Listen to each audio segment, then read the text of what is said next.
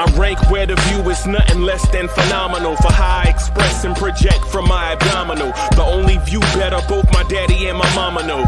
No living parents, my sons give me balance. My wife is my serenity, this mic is my identity. The world is foul enough, that's why I write without obscenities. Provoking danger with broken language and spoken anguish. Begging to get hurt, why would you ask to go through changes? Yes, Lord, life's a chessboard, master the angles. Control the tempo, be the one who holds the info. Acknowledge is just as deadly as machete swings. When spoken, the truth is as potent as that Medellin. While others swear the style is free, I just let it ring. Our time is undervalued, soldiers make us better kings. My family's on my shoulder, reaching after better things. Today I take the shot, for them I'd rather set the screen. My mama told me follow my dreams. My daddy told me get it by any means. Stand tall, make him bow to a king. But I've evolved, you can see the result. Look in my eyes when you speaking to God. Life and for those who we caught up in using what I was taught with the muse. I guess they call it proving I'm more than an artist. Penciling out my darkest while stenciling out a harvest. And storing what gets me from A to B just like garages. Instrumental with collages. Envision what I've been drawing. Broadway to give you rhythm like the great Lena on. So bent on, found comfort in the storm. Find peace and on when you see them others perform. Organized chaos, I'll cast it like hey ya. Yo, party people in the place to be. What's good? It's the number one Chief Rocket Knicks Universe, your main man, Uncle Freezy. Welcome to the Knicks at Night podcast, and we rocking after a dub. What's good? Ain't nothing like rocking after a dub, y'all. Ain't nothing like rocking after a dub. Y'all want this party started right. Y'all want this party started quickly, right? Let's go. Let's go. Pudge is in the building. What's good? Mr. Lee is in the building, man. What's good with you? What's good with you? Yeah, man, we back again. We rocking, man. We gonna rock for a little bit, man. I'm excited about where we are as a team. Man, I want to talk about some real Knicks positivity. You know what I'm saying? I want to talk about some positivity, man. You know what I'm saying? I want to talk about the Knicks being resilient and pulling out a W. How about that? How about our Knicks being resilient and pulling out a W, man? Y'all excited about that, man? I'm excited about that, man. I'm excited about that. I'm excited about the fact that the Knicks are 3-1. The Knicks are 3-1. And dare I say, I'm going to say this, and y'all are going to think I'm bananas, but I've been accused of being bananas before, so I don't care. But the Knicks can leave this weekend as the number one seed in the Eastern Conference. Say what, Uncle Freezy? The Knicks, if they win these next two games, can be the number one seed in the Eastern Conference. And y'all said the Eastern Conference is tough. Let that sit in for, right. Heck, that's what I'm saying. That's what I'm saying. Yo, the Knicks. Now, I'm not guaranteeing dubs. I'm not guaranteeing W's, right? Pudge, you know me. Yo, John Cheriel is in the building. What's good? Yo, I don't guarantee nothing, bro. I'm always like, yo, let these things play out. Don't overreact. You know what I'm saying? Don't overreact. You know what I'm saying? Yo, all I'm saying is this.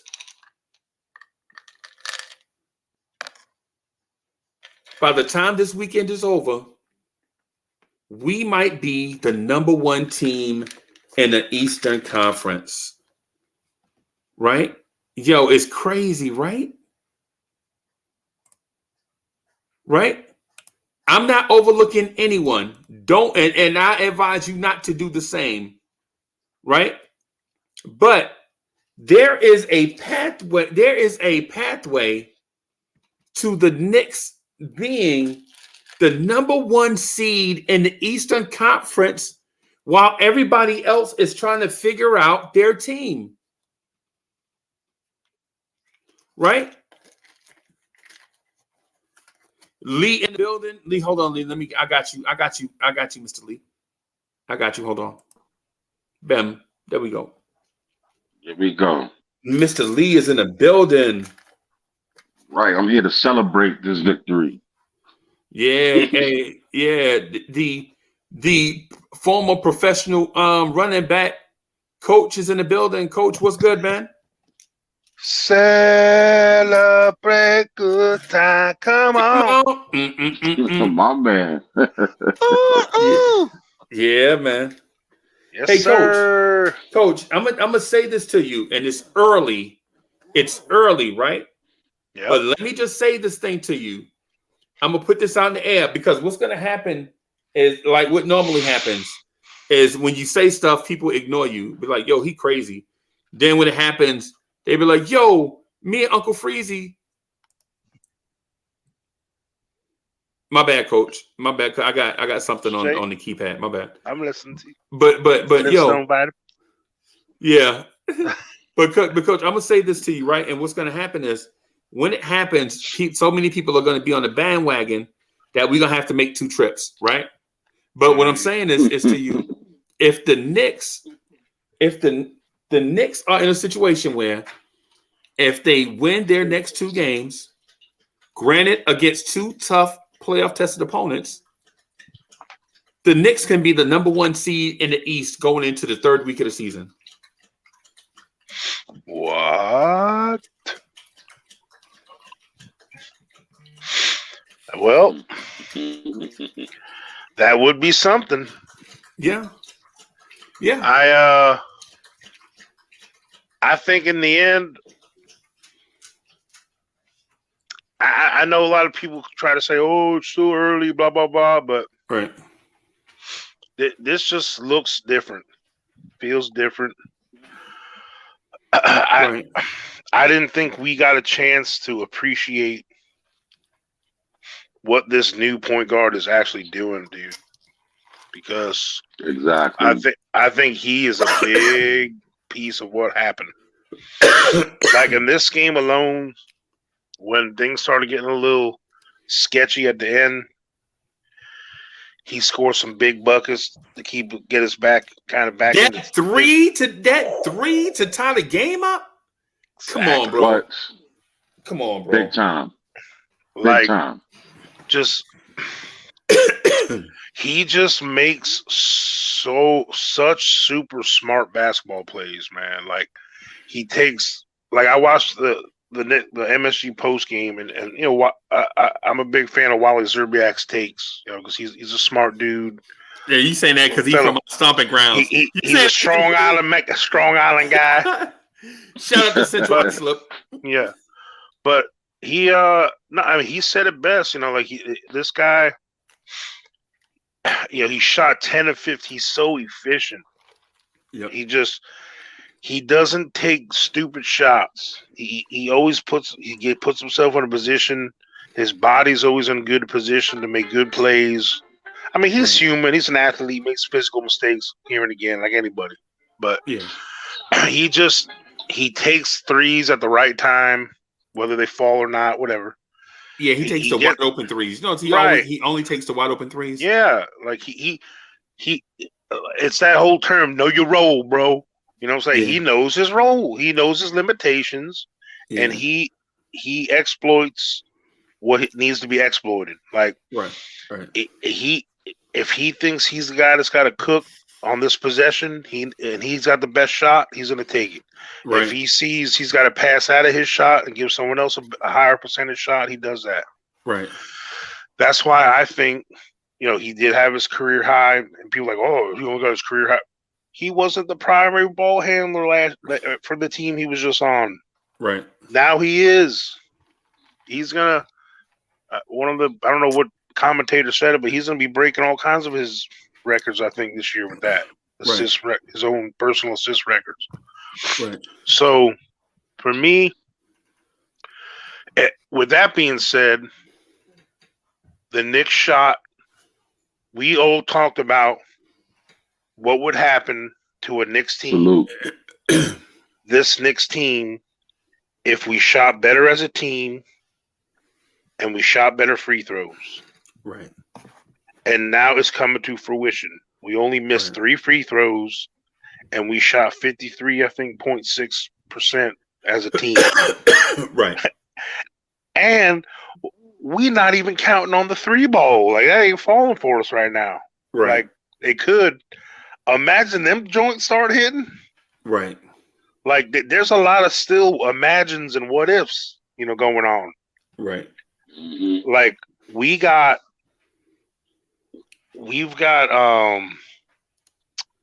balanced scoring everywhere. Like, we got like 5 or 6 dudes in double figures. We got a couple dudes at 9 points, a dude at 8 points. Like, we got guys producing. Right. And we were saying it backstage. Me, Greeny, and Wiz were talking a little bit after the last joint. And, we were noticing and talking about it's almost like, does Tommy Tibbs listen? Is he a secret troll in the Blorange Tears network? I think this dude listens to us because this dude it's almost like he's doing just enough to keep everybody happy right now. Right. Like, none of the highs are that mad. We're just happy enough. Like, all right, he's giving Obi a little love. He's giving iHeart a little love. He's giving Cam a lot of love. He's giving some guys some love, and it's like, and your team is winning at the same time, and they're winning. So obviously, which makes it palatable, right? So now, if this stuff was happening, and we lost this close game, or we ended up 1-3 right now, or 2-2, they'd be like, "Oh, you ain't playing Obi enough. You ain't playing IQ enough." That whole thing happens. Right. Coach, you do understand, right? Greeny, you understand, right? That this team is one overtime loss away from being undefeated. Facts. Facts. Right. And we've seen so far through 4 games that the referees are not giving RJ and Randle calls. So when this thing starts balancing itself out in week 4, week 5, week 6, like, it's gonna be a problem. It took John Morant to play out of his mind to beat us, and with the refs overtime and a little sketchy ref stuff, and RJ Barrett shoot like, I legit watched after Greeny said something about the refereeing. I watched Tony Brothers, bro. He was following RJ. What are you following RJ for? You a referee? It's bugged out, bro. It's weird. Bugged out, weird, man. I man. don't like Tony Brothers. I do not like Tony Brothers. Tony not so brothers. Yeah. It's like Lee, were you probably was here. Like, y'all probably in the Big 15 season when we had first started doing this, right? Oh man, what you got there, bro? American Bully Pit. Okay. She's a savage. How old are you? 8 weeks? 9 weeks? She like 9 weeks. Yeah. What's a she? 9. What's her name? Her name is Dior. Okay. Dior.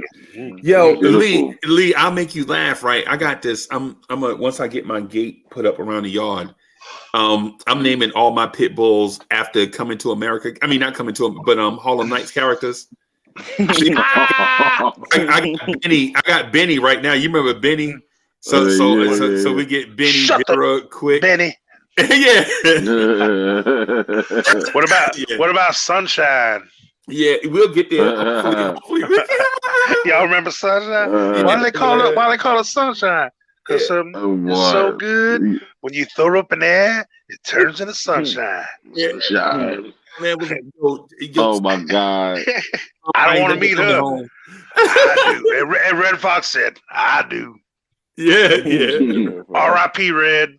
Yeah. God bless the dead. I can't wait to show it quick. Elizabeth. Oh my God. It's hard. It's hard to. I mean, look, as microscope guys, and you can pick apart stuff all you want, but like we were kind of alluding to on the last show, right. Man, it just feels good to win, man. It feels good to win, and that's what the most important part. Yeah, man, because that was one of my points earlier. Some people can be picky about, we missed. Look. There's no such thing as a perfect game. Right. No one's shooting 100% around here. Right. You know what I'm saying? 100% from 3, 100%. It's just enjoy it today. Tomorrow we got a game plan for Friday. A freak. For Milwaukee. Yep. Freaky Friday. Yep. And they won tonight. And I think they won tonight too, bro. Yeah, they beat the Nets. Yeah, they beat the Nets. Yeah. So I think some of the keys to that game are we got to figure out some matchups because I think where the Milwaukee Bucks are good is, I mean, I guess we can break down that game another time, but just quick, like I just think they're a matchup problem just because of the way they're constructed. Because Giannis is always a problem. Because he's a big positionless guy. Yep. And Middleton's kind of long for what he does. Yeah. They're I know, that's craziness. Yeah, and Coach, to your point though, Giannis had 14 rebounds today, 5 assists, right? Right. The only other threat from them was Bobby Portis, who had 20 and 11. And so Drew Holiday was 5 for 18 for 15 points. Let me tell you how we're gonna beat the Bucks, bro. Right? Because they are coming in. If we go into that Bucks game and the Bucks try to beat us, dominate us with size, they are going to be in that Buster Douglas versus Mike Tyson matchup that they don't want to be in. Yep. You don't want to give Buster Douglas a puncher's chance to beat you. Right? Right? Dre is in the building. Dre, what's good, bro? And so Pudge, I was just getting ready to get into that. Their weakness is the opposite of the Charlotte Hornets' strength. You saw the Charlotte Hornets' strength tonight was they're long on defense and they can shoot the three, right? They're the opposite. They're big, and Giannis and Bobby Portis can get buckets anytime they want. But when you're the Brooklyn Nets, you don't have bodies to throw at a Bobby Portis. I'm here to tell you, I think Hartenstein neutralizes Bobby Portis. I call that even. Right? Now, on the flip side of that, what about Giannis versus Randle? Well, it's not Giannis versus Randle. It's Giannis versus Randle, Obi, and Mitch. And if we can come out even on that, we got the matchups everywhere else all over the floor. Mm-hmm. You know what I'm saying? Mm-hmm. Now, and I know that sounds like, and I know that sounds like, that sounds like me doing Knicks homer talk, but nah, Bobby Portis is a center off the bench. We have a center off the bench too. You know what I'm saying? Yeah. And Lopez, Brook Lopez, when he's not shooting the three, he's not a factor. Right. You know what I'm saying? At the least. Yeah. I'm more worried about Brooklyn Nets Lopez. I mean, the Nets Lopez, that guy Lopez, would be more worried about. But this new guy, I'm not worried about him. Yeah, it's 10 years later. Mm-hmm. You know what I'm saying? That was 10 years ago. You know what I mean? And so, Coach, to your point, if my man could step in a time machine, I feel you. Mm-hmm. You know what I'm saying? But he can't. None of us could, because if a time machine was available, Coach would still be running football in college. You know what I'm saying? Yeah, man. But go ahead, Coach. No, I wouldn't really. Okay, now.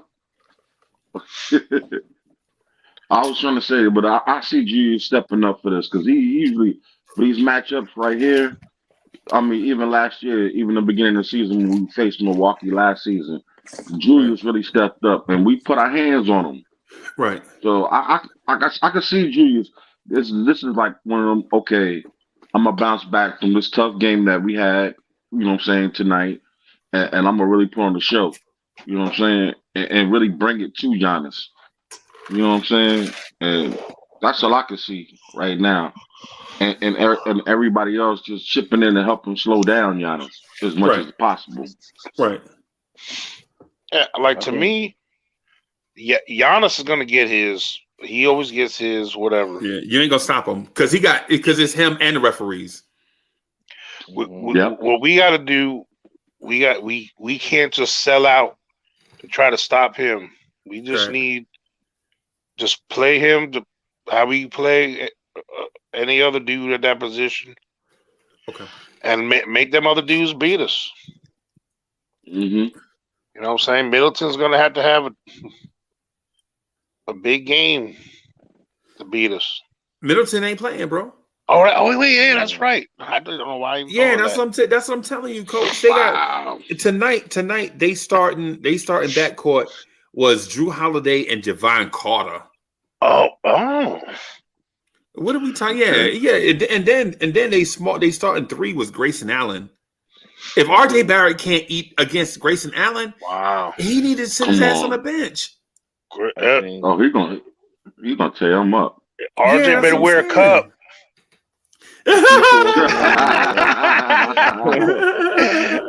Oh wow! Yeah, old school coach. That was like 6 years ago. Yeah, but he did it more than once. More than once becomes a thing. Yeah, he did it like 3 times in one season. Yeah, the Draymond cloth. Yeah. Them dudes be grabbing nuts. Yeah, man. Nah, but he I don't know, like Milwaukee is so weird to me. Like they're one of them teams that like every time I see them do, I'm like, how are they that good? Like every time I look, I mean, I don't know, man. I'm not as impressed and enamored with them as some people are. I mean, obviously Giannis is ridiculous. Right. I mean, that's what I was saying, but they'll have elite backcourt defense. With Drew Holiday and Javon Carter, they'll have elite backcourt defense. They'll take turns rotating on Brunson quickly and Derrick Rose, right? But if you're Cam Reddish, Obi Toppin, and RJ Barrett, and you're being guarded by freaking Wesley Matthews and oh my God, Jordan Nwora, George Hill, man, if you're not eating, bro, if the game come down to RJ Barrett not being able to get 30 against Grayson Allen, then this is a game that RJ and Cam get buckets. You know what I'm saying? Yeah. Mm-hmm. This game is won with our bench. If our bench come and drop that 60 points that we get from our bench, we win this game. Yeah. Facts. Yeah. Facts. And they held Brooklyn. Sorry, Coach. No, go ahead. I wouldn't really have a huge point. I'm sorry, but they held Brooklyn to 86 shots, right? Right, and Brooklyn shot 39.5% from the floor against them. Mm-hmm. Man, I don't know, man. It's like, what was the final score of that game? I didn't 110 to 99. Yeah, I mean, Giannis. I mean, with a night like that, you know, Brooklyn was still creeping around. Yeah, like I saw a highlight. Well, Brooklyn was winning like by 4 or 5. Like I think going into the fourth, it was like right at the end of the third, right. And something happened. I didn't have the volume on because it was at the end of our stream. Right. And it was showing some highlights. I saw Steve Nash was going in on some ref or something. He was like he had a player flashback. He was mad as hell. He was pissed. Yeah. I kind of want to go back and check out what happened there. It looks like that might have been a turning point in the game or something. You know, something I got to look back and check. You know, because it's one of those things like when you're a fan of the Knicks, you don't delve into some of them other games as hard, obviously. Right. But sometimes you look at them final scores or box scores. Just like if you just looked at our box score tonight, and you didn't nitpick and dissect our team like we do, you would just look at it and be like, "Damn, the Knicks pulled this one out. Wow, they scored a lot of points. Wow, Jalen Brunson went off. RJ did his thing. Everyone, they're looking pretty good right now. What's going on?" Right. Like if you just look at the box score and you see the Knicks won again, right. But because we dissectors of this team, we can pick apart all the little things. You know what I'm saying? It's what we do, bro. It's what we do. And ain't no harm in it either. Yeah, and just like what you said, like I'm sure Milwaukee Buck fans right now, they're looking at Drew Holiday like, man, this dude, all that money, man, 5 and 8, he's 5 of 18. We're lucky we got Giannis saving our butt. Blah blah blah blah. As they polished that championship ring they got 2 years ago. we pull this crap against the sorry ass Knicks on Friday. They're gonna catch us. Yeah. Selly in the building. What's good, Selly? Yo, Selly in the building. Long time, brother. Yo, the Jazz won again, bro. The Jazz are 4-1. Are the Trailblazers still undefeated? Marketing. Yeah, man. He looks different. You know what it is? Yeah, you know what it is, though, right? The commissioners coming down on these teams, you know what I'm saying, trying to, what do you call it? Stop tanking? Why can I think of? Yeah, he's serious about that because, of course, he's big on the product of what the NBA is putting out. Yep. Big Ron, what's up, baby? Ryan Cleveland is in the building. Yo. What's good, man? What's good, brother?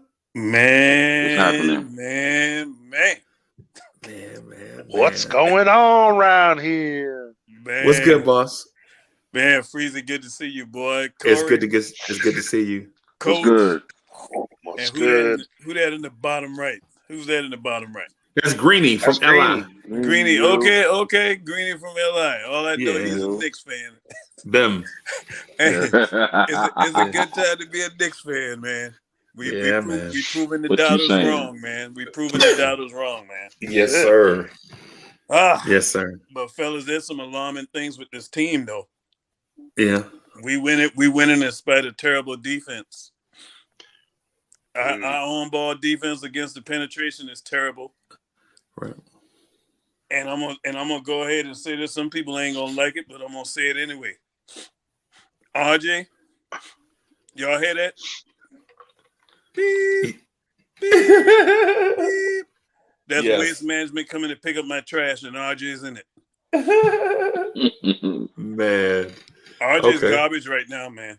And I ain't getting too enamored with what he did tonight so far. I mean, I give him credit. He made them free throws. That's the one thing he's doing good this year that he proved me wrong on. I didn't think he would be able to do it. I think he's shooting like 84% from the free throw line, but he's shooting them free throws. I give him credit. Right, but man, RJ, man, where is your defense? Yes, where's your defense? Everybody that comes up against RJ is cooking RJ, man. RJ can't stay in front of nobody. Matter of fact, I'm gonna go ahead and say this.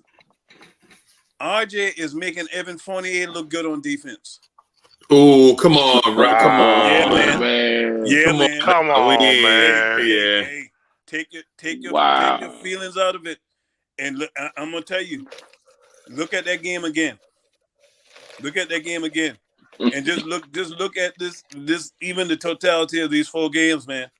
Evan Fournier been playing better defense than RJ. And that ain't saying much because Evan Fournier ain't been playing good neither. Right. But he's been playing better than RJ. Okay. RJ looked lost on defense, man. That back door was open all night. The back door, the front door, the patio. I mean, the back door play was on Evan Fournier, but continue. RJ got caught too. RJ got caught napping. He got caught napping. It was 2 plays back to back on Evan Fournier. So just think when we tighten that D up, how much are we gonna win by then? Yeah, and A just want to say a win's a win, though. You know what I'm saying? That's all I'm saying. But you know a win is a win. We can't say that though, Freezy, because we gotta have the same energy, man. I just said it, and the reason why I say that because a lot of these Knicks fans, man,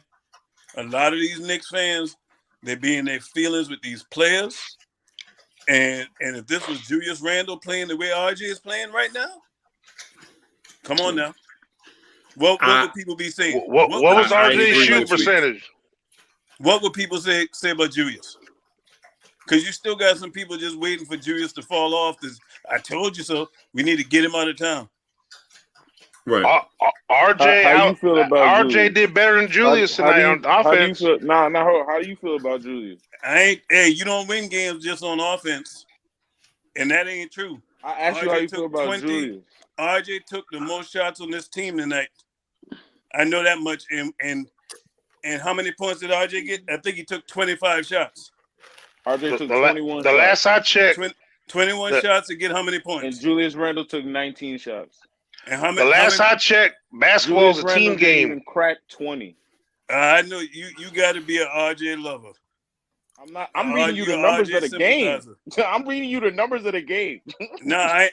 I'm a Knick lover. Hey, I love my team, and I literally said earlier, if you was in the chat, I said they won the game collectively. All three of them needed each other to win the game tonight, and I literally said that earlier, about an hour ago. So let's talk individually. What's holding this team back right now?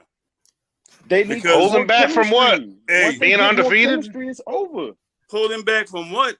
Holding back from what? Chemistry. They need more chemistry. Come on, fellas. What's holding? What are we holding back? Hold on. Defensively. Hold on. Defensively. How are you judging a team after 4 games? Please tell me.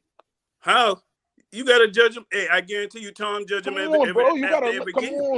You got to judge players. Hey, partner, you judge on a game-by-game basis. All right. Game by game basis. I'm gonna tell you why. Our defense was good enough to win. I'm gonna tell you why you think Quickly got put on ice tonight by Tom. Listen, I'm gonna tell you why your take was bad. Your take was bad because number one, these are the wins that the Knicks need to get. Because down the line, these are the wins that if we don't have, we should have won this game and we in the playoffs. That's number one.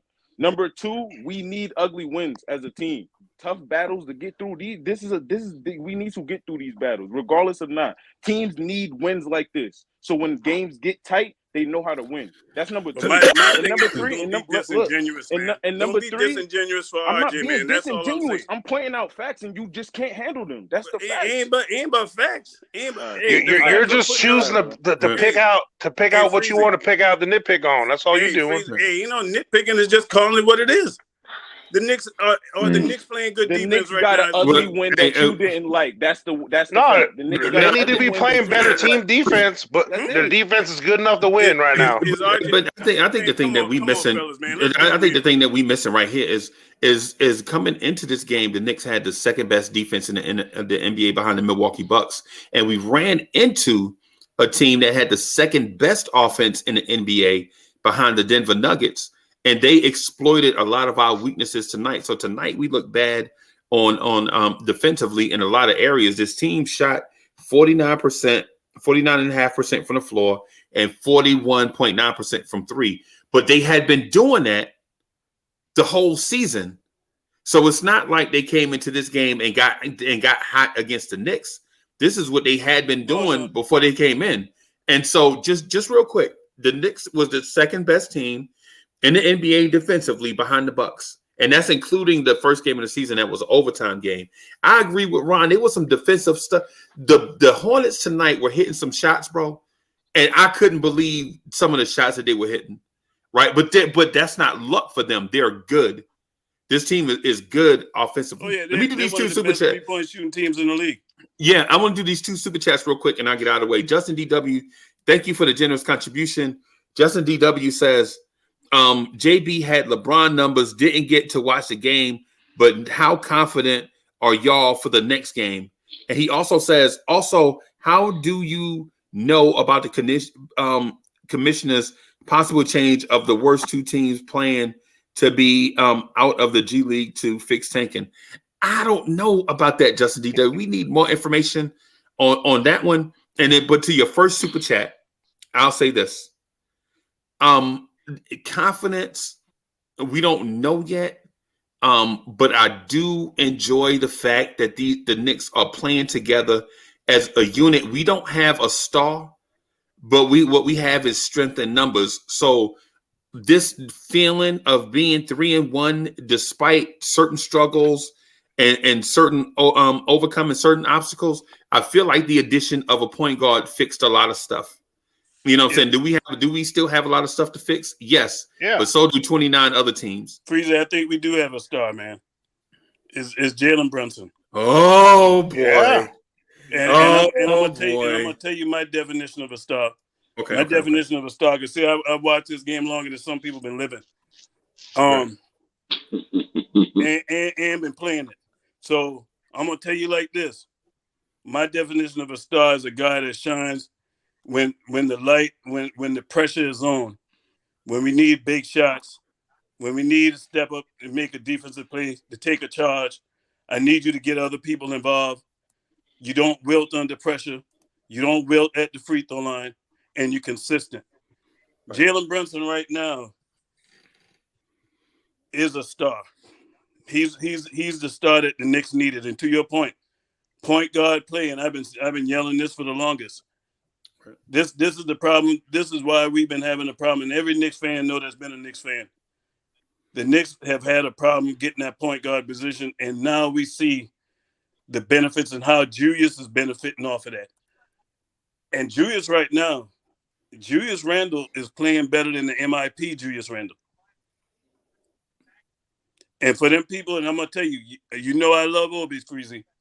I love Obi, but I ain't going to sit here and be one of them people who say we need to take Julius out of the game so Obi can play more.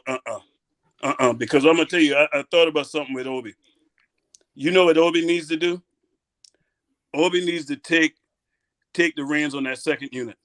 Because there ain't no shame in being a backup. You know what I mean? Jordan Poole is a backup, a very good backup. You know, there's other guys in this league, man. The Knicks, we waiting on somebody to take over that second unit and be the man in that unit. Quickly, Dr. Jekyll and Mr. Hyde. You know what I mean? But if Obi just go ahead and snatch that thing and be like, hey, man, this my unit, I'll be happy. Right. I think as a Knicks fan, we got to stop looking at Julius Randle and Obi as them going up against each other, because at the end of the day, it's a team game, as we all know it. But right. You still got to do your job, man. You still got to do your job. And for anybody who says we don't need to judge these players after 4 games, and I ain't saying this just for you, my man, on here. This for any player, any Knicks fan. Every game is being judged. The front office is looking at these players on a game-by-game basis.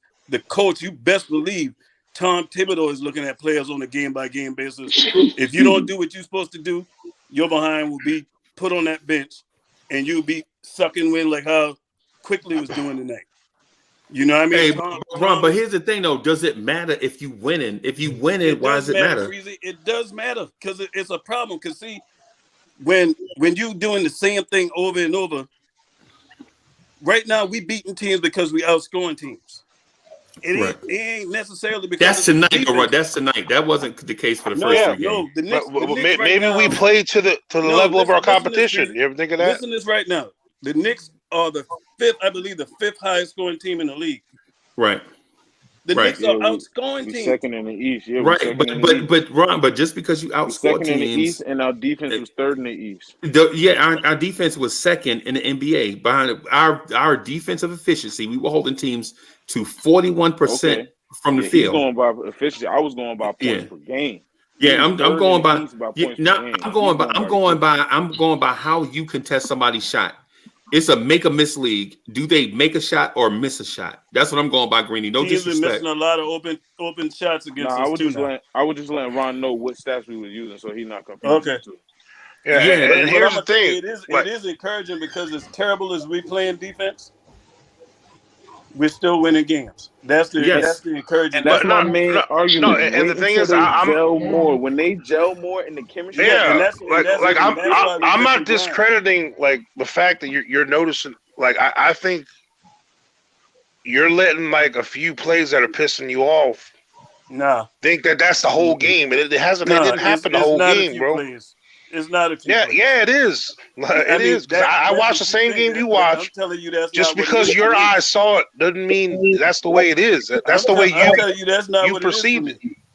I'm telling you that's not what it is. And I think the thing too that did you watch the game in someone else's eyes? But hey, hold on, Coach. Let me finish my thing. My thing is, hold on, Ron. Let me finish this. What y'all not missing, what y'all not talking about too, is scoring is up all over the league. It's not just the Knicks. Mm-hmm. Scoring is up all over the league, right? It's not just a Knicks thing, giving up a certain amount of points. And on top of that. And on top of that, what's the harm in having a top 7 offense and a top 7 defense? Where's the harm in that? Where the Warriors is like that. Ain't no harm in that, but I got to look at that defense thing because I want to see that. I got to see that with my own eyes. Well, tonight is going to be a little tweak because you got to remember we went to 130 some and we had an overtime game before this game. I think that's going to be a little off. Yeah, before this game, the Knicks was. Oh man, we lost it. No, and the thing is, but I was saying before, and I've said this the past few games broadcasts we've had, we are giving up way too many easy buckets. We're letting people blow by us. I'm holding the team accountable. Yeah, don't get me wrong. I'm not saying it's all good in the hood and we got nothing to fix. Not at all. I'm just saying I want to get in the habit as a Knicks fan, and I'm not saying we shouldn't be concerned. I want to look at it with glass half full, where despite those shortcomings, we're finding ways to win each game in a different way. Oh, that's definitely a plus. With different people. We would have lost these kind of games. Right. Exactly. And now if Friday comes along and we're still letting this happen and we get blown out, ergo, it's a problem, obviously. But if all of a sudden RJ Barrett show up, all of a sudden we play this team Friday and some of those things get tightened up a little bit, and all of a sudden, well, I guess it wasn't as big of a problem as maybe we thought. Maybe they. This is not an excuse, but sometimes you take different teams, different players. Some players have off nights. There's a lot of factors. Some guys on the other teams are having really good nights. Almada, from Memphis. Remember, he had a good night. Yeah. Like some dudes you ain't never heard of have good nights. Dribble penetration has killed us in every game. Yeah, it's just the help defense. But the thing is that's a problem with that high pick and roll. I understand, but that's a problem. That's a lot of problem in early season with a lot of teams, because especially teams like us, which I've alluded to before, we have 3 new players in our mix that are a big part of our team, that we're learning each other's positioning, strengths, weaknesses. Even though our core is all come back, there's 3 big pieces of this puzzle. Cam, JB, and Hartenstein that are new to the mix. So we got to learn how to play together. And this the concerning thing with what you're saying, though. That starting lineup, there's only one new guy injected into that starting lineup. But he's dominating the ball for most of the time. No, but I'm talking about the defensive side. That's he's a liability defensively. The Knicks are no problem offensively. The defense is a problem. So really, you want to know why RJ and quote-unquote RJ defense looks bad? It's because RJ has to make up for the slack that Brunson doesn't have. Because you feel me? That's really why RJ defense doesn't look bad. And that's really the case. Because if RJ gets switched onto Brunson's man, or Brunson's, you got to remember, Brunson's got to guard RJ's man now. I hear what you're saying, but I'm watching RJ on his man. I'm not talking when he got to do help defense. Nobody else. I'm talking individual defense, me and you, man, mano. But why are we holding them so accountable? That's all I'm saying. To me, you know why? Because I'm gonna hold them all accountable. Hold on. So if you holding RJ accountable like that, I just told you the team defense. And I'm gonna tell you like this: ain't nobody gonna get it twisted with me and RJ. And Nice, you know this, and Freezy know this. Who coined the phrase "Don't talk to me about trading RJ"? Who coined that phrase? It's you. Thank you. So it ain't about me not liking RJ. Because No, I like I him. didn't say you didn't like him. No, but I want to make that perfectly clear because people feel like because you going at a player's weaknesses, you must be a hater. You don't like this. Yeah. No, it ain't I'm about not that. saying It's about me I looking, ain't and I never can seen be you a hater. 100% objective. Even Julius Randle, any player, when I see you ain't doing what you're supposed to be doing, I'm gonna call you out, even if I like your game. You gotta hold But I everybody gotta accountable. be truthful. I can't keep it no other way, Yeah, man. I understand that, but we're not the coach of the New York Knicks. Ain't Now, about whether or Julius not we Randle was coach getting cooked tonight. That's Tibbs' job to hold them accountable. Ain't about whether or not we. Our job. I mean, you can be a fan how you want to be a Stop with that fan. foolish talk. But no, it ain't foolish. It's foolish because I don't agree with you. Fans even when the coach gone. No, but what I'm saying is you're not going to dictate to me how I should enjoy my win because you think you want to be nitpicky. Dictate, so don't tell me how I should feel. I didn't tell you how you should feel. RJ I'm saying we Barrett won. Trying to tell played me a how good game. I should look at this because we won this. I haven't seen you smile yet. We won tonight, Yo, cuz. I know we won. Are you happy we won or not? Yo, I won't peace, even answer peace to that. the panel. Are you happy we won or not? Just answer. You never said yes or no. Can I chime in No, real it's quick? not. Yeah, Because Can I chime you in? could have fooled me if you happy you because you've done nothing but complain. Stop with that Since foolishness. no, I'm not gonna stop. Can I chime in? You're selling this. You're selling this yourself. Am I saying something different than anyone else is seeing here? You've been complaining since you've been on here, bro. I am 100%. Are you glad we won or not? I'm not doubting you as a Knicks fan. I'm 100% happy we won. Okay, but you could have fooled me. Can I chime in? Well, just hey. Yeah, man. This is I call it like I see it. I'll say Don't what up make to it the right. panel. Yo. Salute, I bro. wanted to chime in on. Coach, who your favorite player? Hold on, who your favorite player on this team? Let me guess, RJ.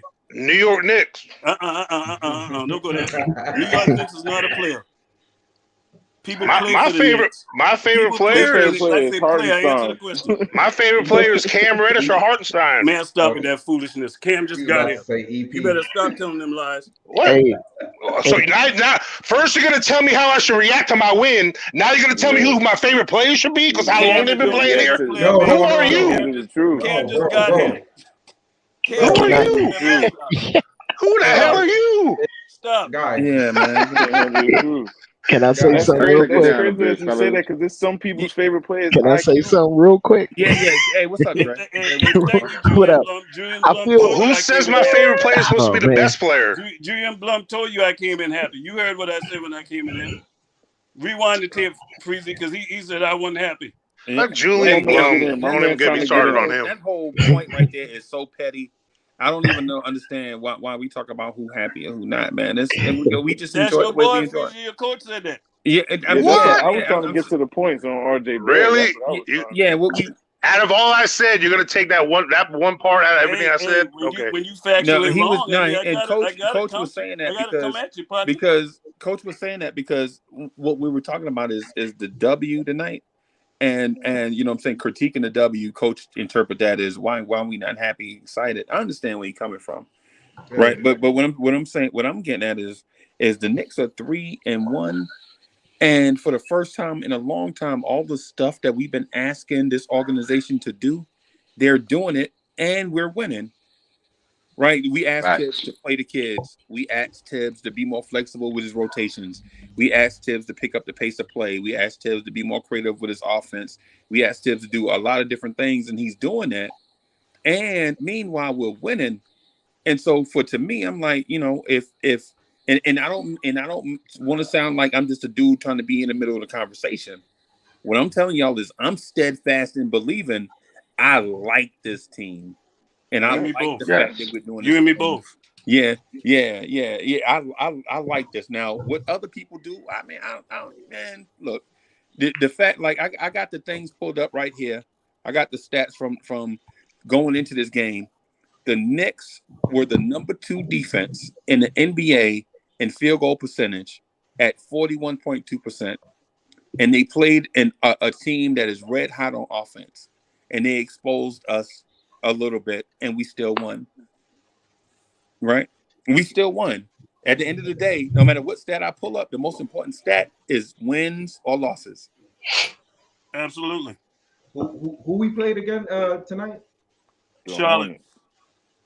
So it wasn't the Grizzlies, right? No, it wasn't the Grizzlies. No, it wasn't the Grizzlies.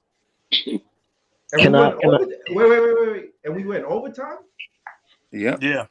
And we're gonna be happy. With two of their starters up. And we gonna be happy. And we gonna be happy. Like literally. Yeah. And we was very close of losing. Yeah. Here we go with this. And you guys know that I'm a very optimistic person. Not only am I gonna be excited. Not only am I gonna be excited, I'm gonna be super excited. I'm gonna tell you, Freezy.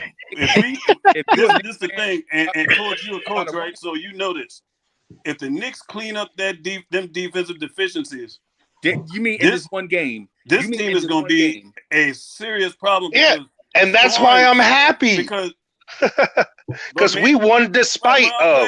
That's the point. You said that because it's like the Knicks ain't got no deficiency. But the thing is, I didn't ever said that. What I'm saying is, if the Knicks clean this mess up defensively, tonight offense is not a problem. Yeah, I just said what you just said. Good night, because we're gonna win a lot. But Ron, we're not playing Charlotte every night, bro. No, I ain't talking about Charlotte.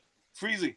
It's been every game so far. This ain't been every game, Ron. I just told you, bro. Man, not every game. The Knicks had got the second best defense in the NBA coming into tonight. The only Freezy, you telling me we haven't been struggling trying to stop the ball on defense? Even who was it tonight? What I'm telling you is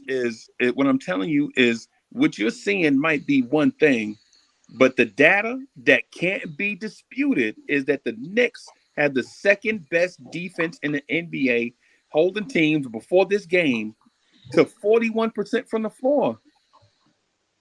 I mean, backstage. The only team that's better was the Bucks at 40. That's what I'm saying. Every NBA team is going to give up points. No team is going to win an NBA game 1-0. But my thing is, like I said, the dribble penetration. You watching these games, Freezy. We ain't stopping the ball at the point of attack. We not getting back on transition like we're supposed to in a lot of these games. You know, at times we get back, but a lot of times we having lapses. That's what I'm saying. When we clean up these things that good teams do to become great, this Knicks team is going to be a serious problem because the major deficiency is fixed with that point guard. Yes. Thank goodness we don't have to look for another point guard. That's fixed. That's solved. So that's what I'm happy about, and I'm also happy about what Tibbs is doing when it comes to the amount of players he's playing. Tibbs is utilized. The only player that I hate not seeing on the floor is Sims.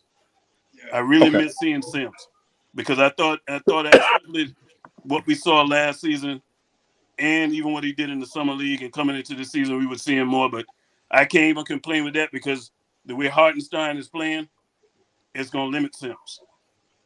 And Hartenstein is a change of pace. And actually, the reason why we're getting a lot of good looks offensively is because Hartenstein is stretching the floor. Right. Yeah. No doubt. But these things take time, bro. Yeah, I know. It's just when you look at a guy that, like I said, man, I can't absorb RJ, and I love RJ. But RJ ain't playing good defensively, man. He is not. Ron, can I ask you a question? Can I ask a question? Do you believe in track records in the NBA? Oh, absolutely. Okay. Absolutely. I'm just gonna throw out a little proposition. Last year, Jalen Brunson, you may not believe this, but the Mavericks were top 3 in defensive rating while having Jalen Brunson and Luka Doncic on the court for the majority of their minutes. Right? Last year and the year before, the Knicks were a top 10 defensive team. Right? Mm-hmm. The difference now, Brunson is coming from a team that had slightly different defensive principles. So when you see Brunson on the court, sometimes the rotations might be a little different. The switches might be a little different. And that alone in itself can cause breakdowns just off of a lack of communication. So when we're talking about sample sizes of like 4 games, I'm not going to like completely use stats as the end all be all. I'm going to use my eyeballs for things that are happening. in sample sizes is 4 games. The Knicks may not be one of the best offensive teams 20 games, 30 games in, but we can visibly see that there are a lot of changes. The Knicks may not be one of the worst defensive teams in the league, but we can visibly see where we're having breakdowns. So I can see from your point of angle where, hold on, I can see from. Well, Dre, I just want to pause you for a second because Freezy ain't here, and we got a super chat up. Okay, go ahead. I'll let you finish your point, bro. Shout out to Trav B. Ryan for the super chat. You know, Freezy's not here. I just want to take this man for him because I know he would do this. Keep in mind, this Hornets team just beat Trae Young, DeJounte Murray in Atlanta without LaMelo Ball and Terry Rozier. They smacked them by 20. Okay, this is the same Hornets team from the night. So, that's the same point we made earlier, right? Exactly. Yeah. But go ahead, Dre. Keep rocking. My bad, buddy. And I'm gonna say, like, we can see the issues that we have on the defensive end, and we can also see the issues we have on the offensive end. Everything isn't going to be peachy and perfect because we're 4 games in, and sample sizes are minuscule if we're comparing it to an 82-game season.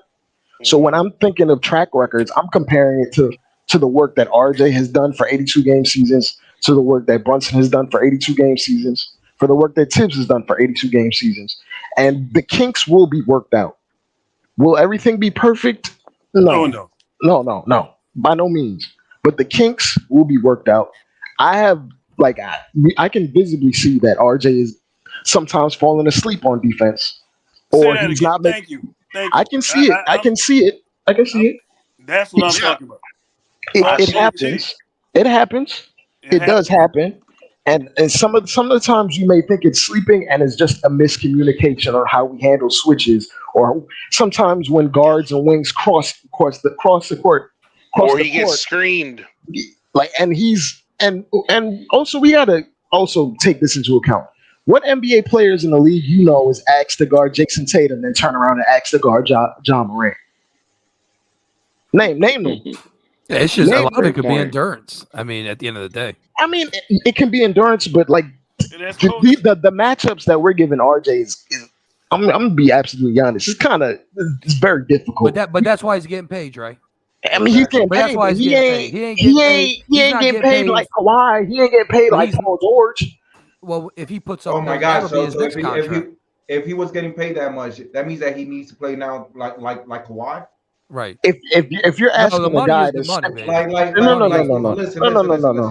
no, there's relative expectation. If a guy is making $200 million off his contract, you cannot expect the same amount of performance from a guy making $100 million. That's just logical. Because if he was playing like a $200 million player, he would have got the supermax. That is a fact. So he's not lying. When you have a supermax person, if he was playing like that, he would have got the money.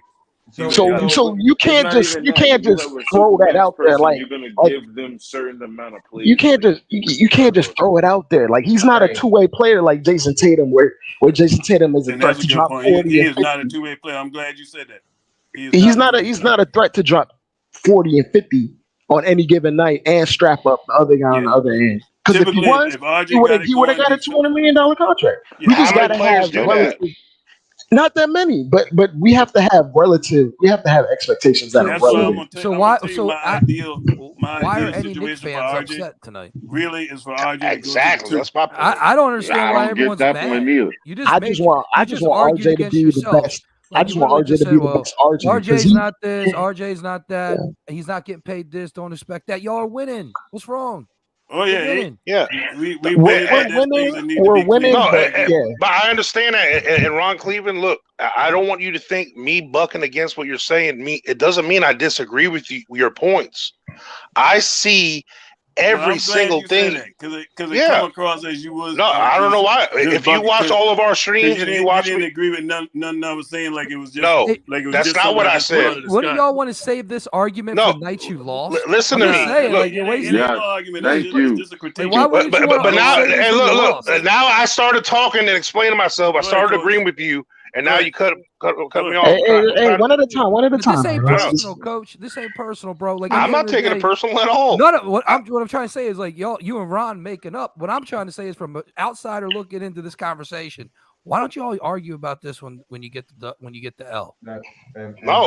We're not arguing about anything. We just disagree. I'm on your same side. thing, man. It's good. It's good radio, though. I love it. No, I don't know. I don't know if anyone's seen. I've been the champion of why are we talking about this? Let's enjoy the win. That's so. I don't know why. It is an enjoyable. You ain't the only one. You ain't the only one. You ain't the only one, Coach. Right. So what I'm saying is, Ron. Yes, I see all those things you saw. I saw some of the shortcomings, all that stuff. What I choose to do, though, is at this point not decide to nitpick on those points to the fact of taking away my enjoyment of this victory tonight. Okay? Because it didn't hinder us from winning. Now, does that mean we can play like this and beat the Bucks? Hell no. We do got to fix some things, and I agree with that.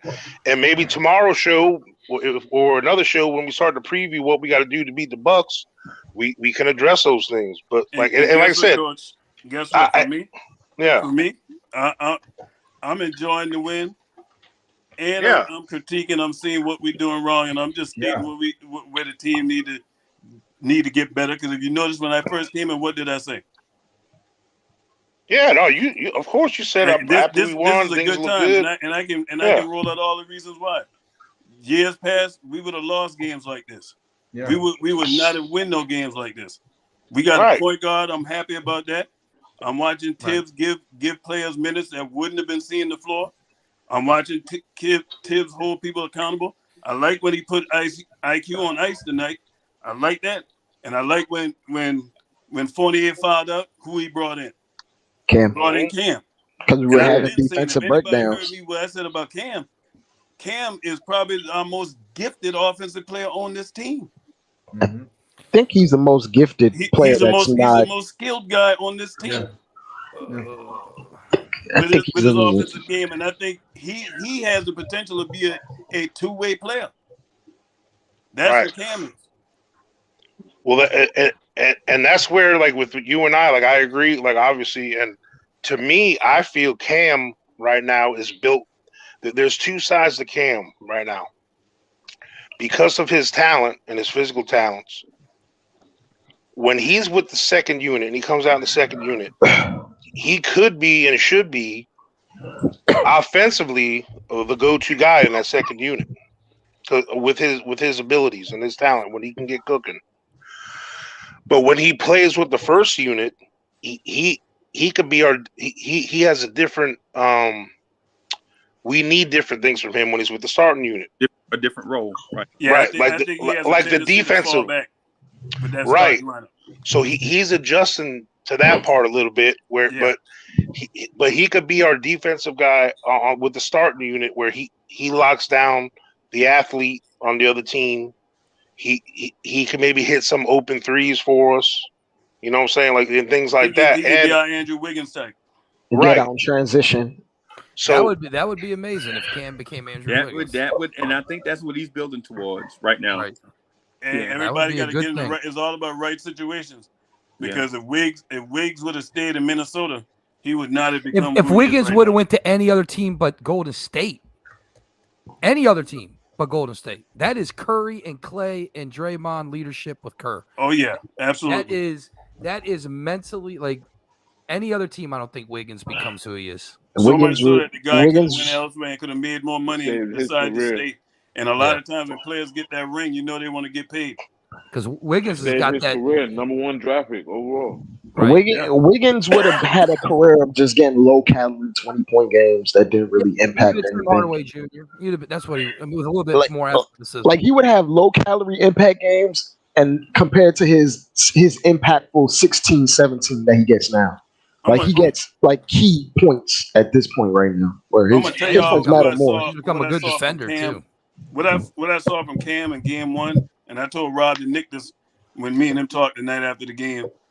I told him, I said, man, that game one, Cam gave me shades of Latrell Sprewell. Mm-hmm. That game against Ja, I have never seen Cam that demonstrative, that exuberant. Cam normally just low key, but that game, Cam was into it like a pit bull. He let you know he was here. Yeah, and it reminded me a lot of watching Sprewell. And even when he had that two-hand dunk, I was shocked on that break, on that steal. Right. It was just like, man, I was like, why you shocked? You see that boy because the highlight play tape in before that, Atlanta? Jalen Brunson had the same type of play, went to the rim soft, and they got blocked. There was a no call, and then Cam comes down 2 possessions later and dunks it. Yeah. You could see the difference. You could see the difference in the playmaking ability on that, and the attitude too. By the way, I'm gonna tell you, I'm predicting Cam will be re-signed at the end of the season. I think we're gonna re-sign Cam. Yeah, and the thing for me that's looking good is we are getting a lot of quality production. Like people are making the most of their minutes. Like on average, I know there's some guys a game or two here and there, but pretty much in every game we played so far, even in our loss, we had at least 5 to 6 players have quality minutes. Because Sid's is pushing the right buttons. If you see someone don't have it, he yanks them real quick. Dre, you gonna give Tibbs credit? Yeah, I'm gonna give him credit for that.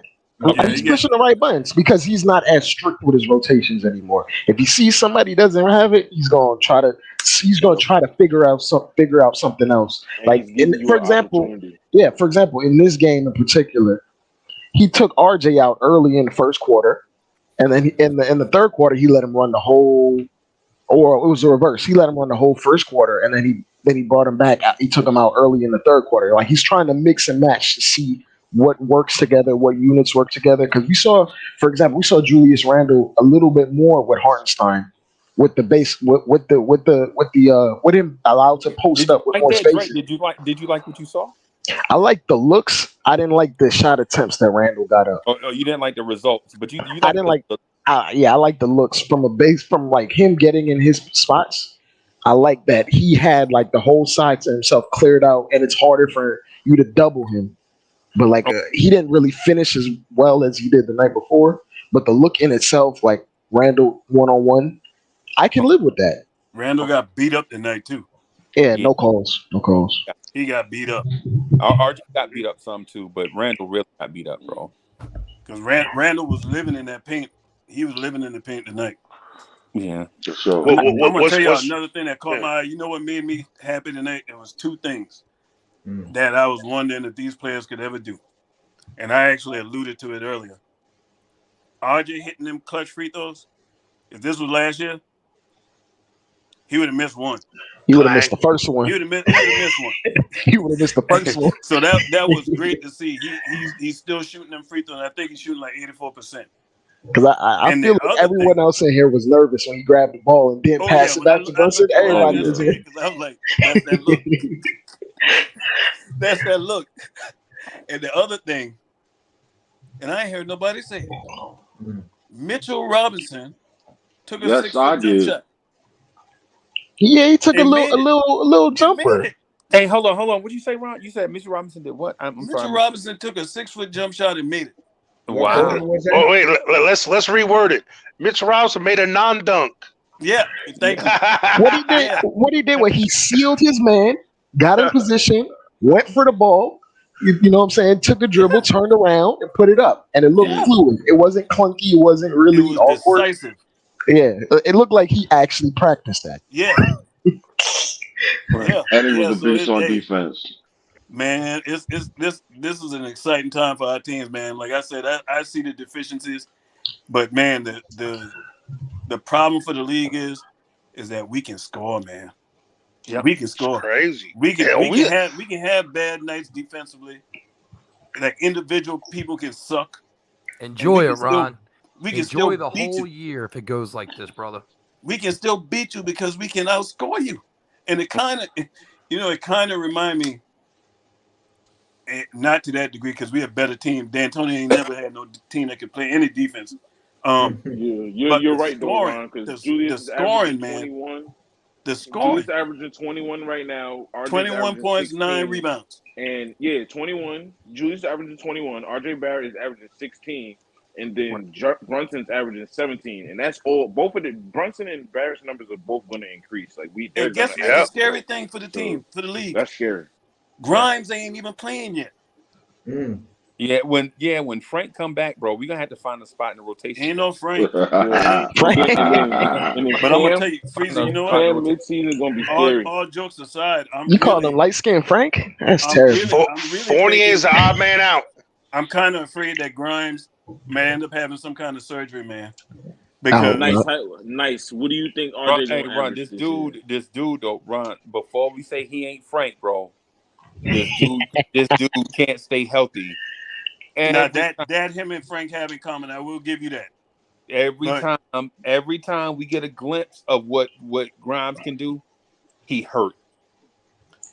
Every time. I'm afraid that this injury is worse than they letting on, man, because the dude had played one preseason game, and then it wasn't even a whole preseason game. Yeah. And now you out, and they're saying, and I remember I read a little article today, I think they said that he avoided a serious injury. They're trying to avoid plantar fasciitis. They finally admitted some of it. Like I figured that had to be it. He's on his way to getting plantar fasciitis, but he doesn't outright have it yet. Is what it looks like. This dude has more highlights in an Armani sweater on the sideline with camera time. What you say about that injury, right? that is best for you to for that thing to go ahead and just pop. Because or they need to just rest him. Just say he out 3 months. Just sit him out 3 months with no basketball. Yeah, just let him sit 3 months. I agree, Freezy. Put his feet up. Let him sit till the All-Star break. I'll bring him back in January or something. I'll let him sit till the All-Star break. Yeah, because and the reason why I say that is because even right now, against a great team, because Memphis is a great team, right? Even against Memphis, we look like we are not a walkover on any given night. No. Every night, every NBA team that plays us has got to respect us for who we are, right? I agree with that. Boy, don't it feel good? I said, boy, don't it feel good? Yeah, for the first time, and so the thing is why this real life? Why disrupt this? It is cool right here, just trying to get Grimes back. Yeah, right. Grimes needs to just sit, man. Yeah, I don't want to rush that kid. He's too No young. need to rush. He's too young. Because Ron, you know the two things that's going to happen. The two things that'll happen if you do that. So for one, you'll disrupt the chemistry, and two, you might get that kid hurt worse than he is right now. And that's my fear. And then what have you gained by trying it? Nothing. Now the Knicks go back to what they looked like last year, and Grimes is out for the season. And you know another reason why you go ahead and let him rest? Because he shouldn't be worried anyway now because they done picked up his option. Yeah. So he shouldn't be worried He about. gonna be here. Yeah. You know what I mean? You secured. So yeah. Evan Fournier better be worried. Fournier needs to be worried at the deadline if Grimes get healthy. That's all I'm saying. Oh yeah, he definitely on red alert. Yeah, the only thing, Coach, though, is teams that's operating over the salary cap have to come in within 5% of the outgoing salary. So that's gonna make Evan Fournier difficult to trade because if you're a contender, you're already over the cap, right? If you're a contender, most contenders are, and if you're a pretender, why would you take on Evan Fournier's contract unless the Knicks are attaching a draft pick? And do you want to attach a draft pick just to get rid of Fournier? I mean, it's a lot of. I understand what you're saying, but it's a lot of thought that has to go. Like it's got to be the perfect situation. You know what I mean? Yeah. I mean, I'm not saying a trade. It's not a trade. It's not a trade to get something. It's a salary dump to open up a spot for minutes for guys that are young guys that are going to produce. Why don't you just bench them then? Why don't you just bench him? Oh yeah, we could do that too. Obviously, we could, but I don't think Tibbs is that kind of coach. Nah, he ain't that type. He ain't that type of coach. Yeah. And does getting rid of does jettisoning Evan Fournier really make you say a second round team or better? No. I'm gonna tell you right now. We saw the value of Evan Fournier tonight when he fouled out. Because and the reason why I say that is because. Man, the shooting. Evan is somebody we rely on for shooting, man. And once he went out, man, I was like, yeah. Just him being on the floor. Plus Cam Reddish's defense when Fournier fouled out. Cam Reddish. Yeah. Y'all remember the when Charlotte was trying to tie it up with the 3-pointers and Cam Reddish closeouts, bro? He closed out like the Matrix, bro. He he covered teleported a to lot them of ground dudes. on that one shot that dude made with his foot was on the line. He covered a lot of ground. Mm-hmm. Yeah, and think about he was in the lane. Yeah, and think about Cam. Cam contested across his body. Cam didn't run by his shooting hand. Cam ran by him on the opposite side. Like Cam Reddish flashed in front of him. You know what I'm saying? This is something that good defenders don't do. Only elite defenders do that. And you know what else, man? Shout out to Mitchell Robinson tonight, man. Them blocks, man. What? That's what I've been thinking about. He should have had 7 blocks. That wasn't a goaltending. Oh yeah, I agree. It wasn't. They robbed him. That was a Shaq block. Remember them Shaq blocks, them high point ones he used to get? Mm-hmm. That's exactly what that was. I'm gonna tell you, this is the first time I think since Mitchell Robinson been on this team, where Mitchell Robinson came in the season in shape, like not having to play himself in shape. He looks like he's in control, like he knows what he's doing. Like when we first had him a few years, like he didn't know what he was capable of, and like you remember somebody who said it. I think he was playing like Bambi out there. He don't know how good he can be. Somebody said that about him. Exactly. But and in the press conferences, the thing that I do like about him is his mentality. He said, "Just because I got a little bag, I'm gonna keep working because I want more. I want more. I want to be better." Man, this is a good time to be a Knicks fan, man. And the thing is, I think now because he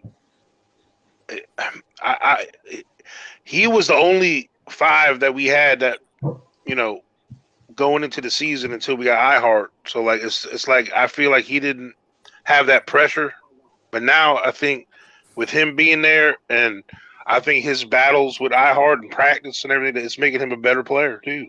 If you slack up, you gonna snatch some of them rotations. Yeah, you know what I'm saying. And to me, like the 5 it's funny how like the NFL and the NBA with some things like coincide. Like the 5 in the NBA is like the running back in the NFL nowadays. Like it used to be in the NFL, the running back was the man on the team. Like you build your whole offense around your running back. The NBA used to be the 5. Build your whole team around the 5. So, but now it's by committee. Like some of the better teams have a quality. A 2-headed monster, like the same thing with like running. I mean, you still got your bell count running backs, but in the NFL they usually count on more than one running back. And the same thing in the NBA now, like teams, like what's great about we have versatility at that position. Like 3 of them guys are straight. Yeah, like we can play against teams that have more athletic front court, and then we put a certain group in. And then if we have a more banger team, we gotta line up for that. Like we got a versatile group, and it's real exciting, man. The way it's the most versatile we've been in years. I like that comparison to running backs because if you put in the run of the mill center out there or the run of the mill running back, you won't see the impact. But when you see the superstar running back, he changes, he shifts the whole field just by him being on the field. Just how much attention he draws, just like the superstar center would, like the Jokic or even the Embiids, even though he's in playing. The Miami Dolphins right used to be like that, bro.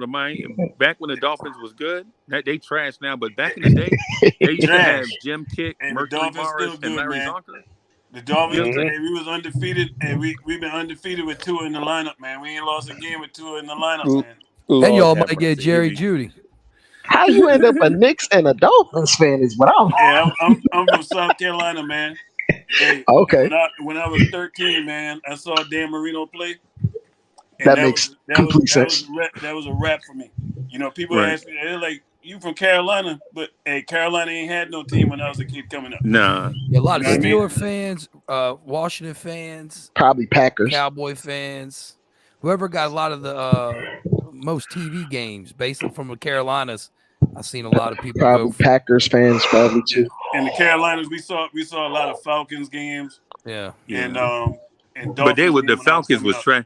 Back when the Falcons had them ugly red uniforms. Oh man, they were trash. Oh my God, they were trash. Terrible. But Yeah, I'm gonna tell I watched y'all, the man. Saints game. I watched the Saints game one time. The Saints and Falcons one time back when both of them teams were. Oh my God, bro! Billy Joe Tolliver was he a Billy. QB? Yeah. But I'm gonna tell you, it was like a perfect storm for me becoming a Knicks fan, though, man. People who heard the story didn't know it. You know what I mean? Patrick Ewing was my favorite player. Yes, You know what I sir. mean? Me too. I joined the Army at 17 after high school. Yep. You know, got to Fort Drum. That was my duty station, upstate New York. I became Fort a mayor in Drum. upstate New York for 4 years. I lived up there. Who? And so that's when that rivalry was thick. I got there in 91. 91 to 94. So I've been a Knicks fan ever since, man. 91. Yeah, man. Yeah, man. I've been a Knicks fan, man, since officially, I guess, since like 19. So I was like 7. So it was like the 70s when I became a hardcore Knicks fan, bro. But yeah, man, Clyde Frazier been my favorite Knick, closely followed by Starks, but definitely Clyde. You know what I'm saying? Clyde For me, was it's the Patrick man. and then Starks. Yeah, man. Mm-hmm. Yeah, man. Because of what Clyde meant to little boys growing up in the inner cities. You know what I'm saying? It just means something when you talk about Clyde Frazier. He had that style. He had that. He had that off court bling. Yeah, he was so ahead of his time. Yeah, you right. And he was cool when Ali was cool, when Jim Brown was cool. You know what I'm saying? Clyde Frazier. You know what I'm saying? Jackie Robinson. You know what I'm saying? Cleon Jones. All them dudes was cool, man. So yeah, man. The names just even sound cool. Like, when you think about what Patrick Ewing was coming to the Knicks, what he was at Georgetown, nobody could tell me that we weren't going to win at least a couple of championships with Pat, man. I mean, it's a hurtful feeling. Like, that dude was too good. Like, in this era right now, you know who's looking like Patrick Ewing to me? Who? Embiid. Absolutely. Boy, you read my mind. Yep, Embiid. He's looking like Patrick Ewing. It's that mid-range game. 3-point shot. It's that mid-range game and the footwork. What do you think the Sixer fans are saying? I wonder what their podcast sound like. They're I pissed. don't know. Oh, they're going off. They ain't playing like how they should right now. And them Lakers fans. See, for me, I know he's sick. I started off in '82 because I was born in '75, so I was around E. Freeze's age 7 or so. Like when I kind of started paying attention to basketball, I started getting some basketball cards, and one of the first cards I got in my pack was Bernard King. I was a boy on Long Island. Got Trent Tucker, and Well, you still got the cards, Coach? I wish. I had unfortunately when I was in the 8th grade, we had a house fire, man. All my old cards got. Yeah, man, I lost them. All my He-Man figures and Star Wars figures. Yeah, remember that? Oh man, you took it back, boy. That's it. And then, so Bernard King was my first kind of like favorite Knick, but like you, when Patrick Ewing got drafted, he was like my new favorite player. Like he was my favorite player. And yeah, man, it's been a long journey since then, obviously. So yeah, I remember buying them UN sneakers, man, when I got out of basic training. My cousins came on the parade field. Them things were ugly, but I loved them. Them guys had them shoes on. I was like, hold up. It's like, man, this is what it is right now. You got to get these. So we was coming back from Fort Benning, Georgia, home in the infantry. Coming back from there, I told my mom and dad, I said, hey, we not going home until we stop to the mall and I get them Patrick Ewings. I know them 90 shoes were not comfortable. No, you know what? For what it was back then, it was comfortable. You didn't know no better. You ain't know no better. I had a pair of Brooks. Like Brooks was like Dominique Wilkins' brand. Yeah. Remember Brooks? I tell you that. Oh yeah.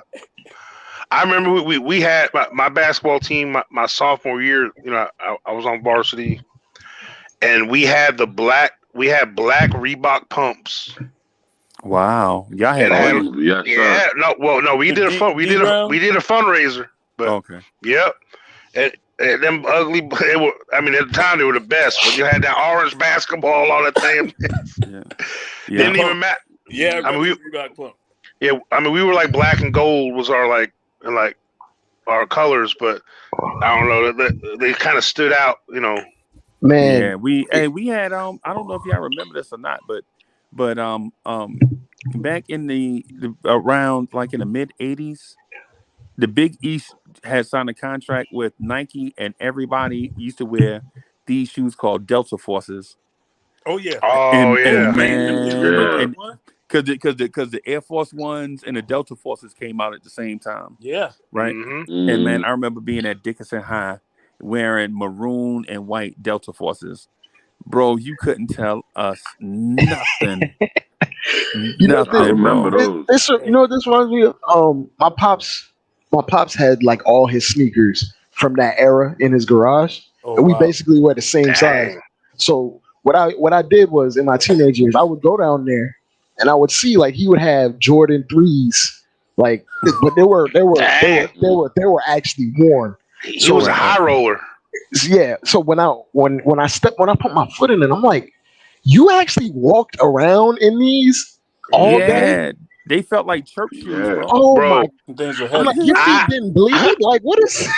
I actually played street ball, and they came out with a street ball sneaker called Black Tops. Remember them?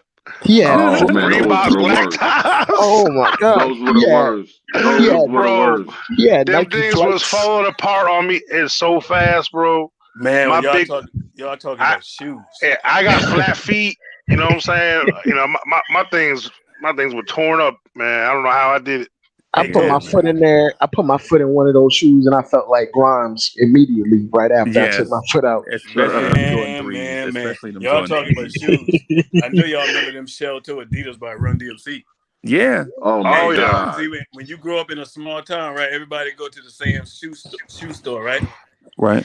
And so my aunt lived in Brooklyn, so she sent me a pair of them burgundy and white shell toe Adidas. Mm-hmm. Everybody else, Did you buy them fat laces? rocking white and the black ones. I was one of the few that had that burgundy, and people was like, "Man, where you got them from?" Don't worry about it. These. So you gotta go to Brooklyn, New York to go get them.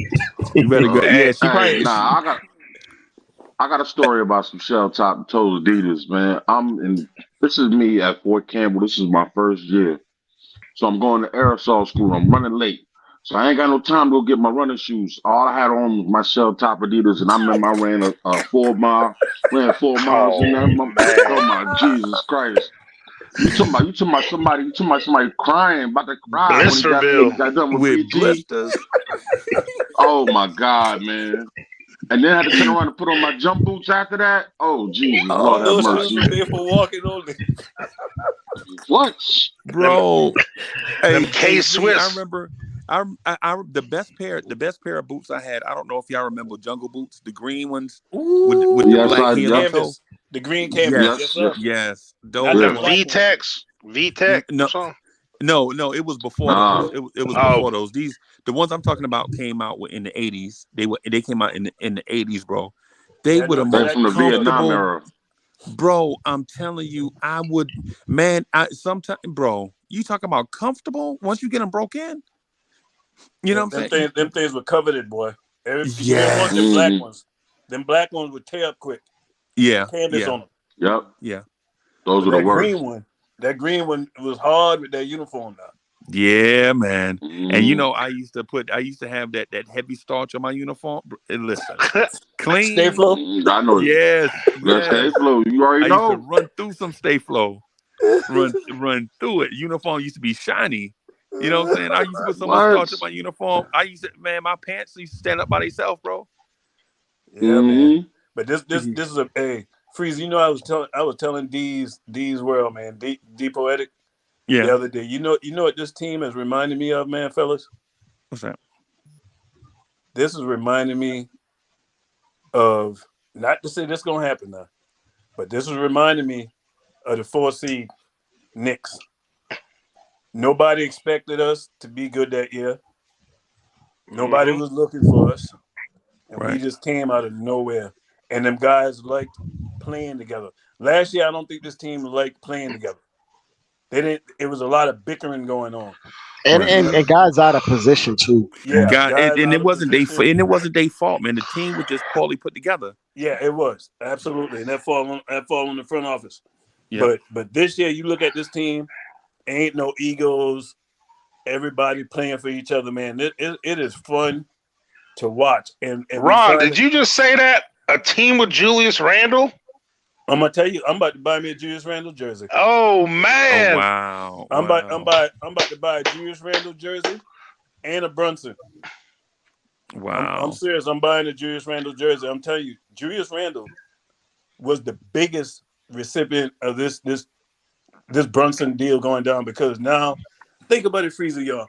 Man, when you saw a big man dribbling the ball, your eyes lit up because you know you about to go snatch it off him. Right. Julius Randle was put in a bad situation of having to be the point guard of this team. Right. Period. Because we didn't have one. Now Julius Randle is not having to solely operate that ball, and that's why his turnovers are down. And now he can get the ball and be quick and do what he got to do. And if you watch him and Brunson look like they've been playing together a long time. Hey, Ron, and you know what? And Randle, what people don't notice is Randle gets to take breaks on offense. Absolutely. Like Randle legit can come down the floor and just go in the corner and let other people go get theirs. Last year, he had to have the ball in his hands all the time. And tired Randle was the worst Randle. You know what? Yep. I'm going to say this too, Freezy. When you think about this in this league right now, you tell me 5 power forwards that's playing better than Julius Randle. And right now, only one I could think of at the moment is Giannis. That's it. That's it. And then think about who those other power forwards are playing with. Exactly. Right? Think about so all the power forwards you think might be comparable, right? Look at so Karl Anthony Towns is a power forward right now, right? Mm-hmm. But he's surrounded by Rudy Gobert and Anthony Edwards. And D'Lo on offense. Yeah. Kevin Durant is playing with Kyrie Irving. Anthony Davis is playing with LeBron James. Zion is playing with Brandon Ingram, CJ McCollum. Right? And no slight towards Jalen Brunson. No slight towards Jalen Brunson. But outside of Jalen Brunson, who else is there another Knick that you could compare to CJ McCollum? No. Or Kyrie Irving? No, the consistency is just really Julius and this season so far has been Julius and Brunson. Okay, wait, I'll name one. Pascal Siakam is actually balling right now. He's tough. He's tough. But look who he's surrounded by though. Yeah. So a bunch of good, a bunch of solid right now, players, but ain't no stars in that team. The team revolves around him right now, though. Right. Too. But he does have an OG Anunoby. He does have a Fred VanVleet. Gary Trent is nothing to sleep on. And don't forget Scotty Barnes. Yeah. In the East alone, Randle is probably top three. Yeah. Top 3. Here's another hot take about 2 early predictions on top 4, the 4 games and the top player. What Eastern Conference point guard right now is playing better than Jalen Brunson? I don't think none. Think about it. Like, I'm just saying, just what's happened so far. I'm not saying, their track record, but so far this season, small sample size, who's done more for their team in the Eastern Conference so far? Nobody. That's a point guard. He might get most improved. If we he might get most improved. And when you look in the West, John Morant was the only one that just pops out, right away to me. Dame is playing. Well, he was playing lights out. He got hurt tonight too. Yeah, he got hurt tonight, but before he was playing lights out. Jesus Christ! And Steph is Steph. We're not even gonna get into that. He's an alien. We're not even gonna. I can tell you right now, Jalen Brunson gonna be an all-star. It looks like it, bro. I mean, if he keep doing this, whose spot is he gonna take? He keep playing like this. Hey, well, this year they said they're not doing none of that position stuff. Okay. They're taking the best players. Oh yeah, I know what you're saying. They're probably gonna be a whole bunch of shooting guards, and they're doing away with that position stuff. Because taking the best players. So whose spot you think he's taking? Because it could be Darius Garland, could be Trae Young, could be DeJounte, because DeJounte was an all-star last year in the West though. Darius but Garland here's gonna be yeah. Darius Fred Garland Van probably Vliet gonna made miss it a lot of last time. year. Yeah, but here's the thing. Kyrie. The last I checked, New York has a big population. Oh yeah. That's up to us. That's up to New Yorkers and New York Knicks fans to get in there and vote. And this 100%. is why that's exactly why Brunson is gonna make it. Because if he keep playing like this, think about how many coaches, man, think about this, man. As long as Exactly. think But about how if he many doesn't, players have came to the Knicks and wilted under the pressure of signing a contract and coming here to play. Yeah. Yep. And what he's doing. That's why I respect Randle, bro. Yeah, I respect him for that too. He didn't run and he wanted to be here. Yeah. Even after what he went through this year, and we know a lot of it was self-inflicted. I mean, about 95% of it. But I love a good redemption story, man. And Randle is back, man. I must say it. He's back. we could say the same for RJ too. By the way, he definitely wanted to be here. Yeah, absolutely. And if we're keeping it a buck, with RJ, with his contract, he's kind of underpaid considering what other contemporaries of his own have made in comparison. And what he represents. $40 million more than what RJ's getting. Like Darius Garland got a $197 million contract. I don't think he's worth no 190. No way. He's good, but he's good, but not no 190 good. I think they're paying him off potential though. That's what they're trying to pay him. Yeah, now they gotta keep him because it's hard getting stars in those small cities. Oh yeah, and if you don't offer him the max, and he like, no, I'll take my chances in free agency. Then you know what I'm saying? Yeah, especially when every year it seems like a team need a point guard. Yeah, every year a team need a point guard. Yeah. I feel like if Brunson makes it, he might make it as a reserve though, because like the original, like the 1 point guard or guards that make it in, it's like a popularity contest. Like the dudes are already set in to get like 2 million, 3 million votes just because, you know. And that's Brunson why really I don't like the whole thing with fans voting players in the All-Star. I don't like it at all. Yeah. I think that should be in the hands of the coaches. But remember Yao Ming was the top vote getter when he was like a rookie. Everyone in China voted for him. Exactly. Yeah, but he was playing like one though. He was playing good. If you consider what the All-Star game, all the All-Star game is an exhibition. Yeah, it's an exhibition for the fans. Yeah. Now, if we're talking about don't vote for all NBA, then I'd be with you. I think all NBA is more important than All-Star games because if in essence, all the All-Star game is exhibition. It don't count for nothing either way.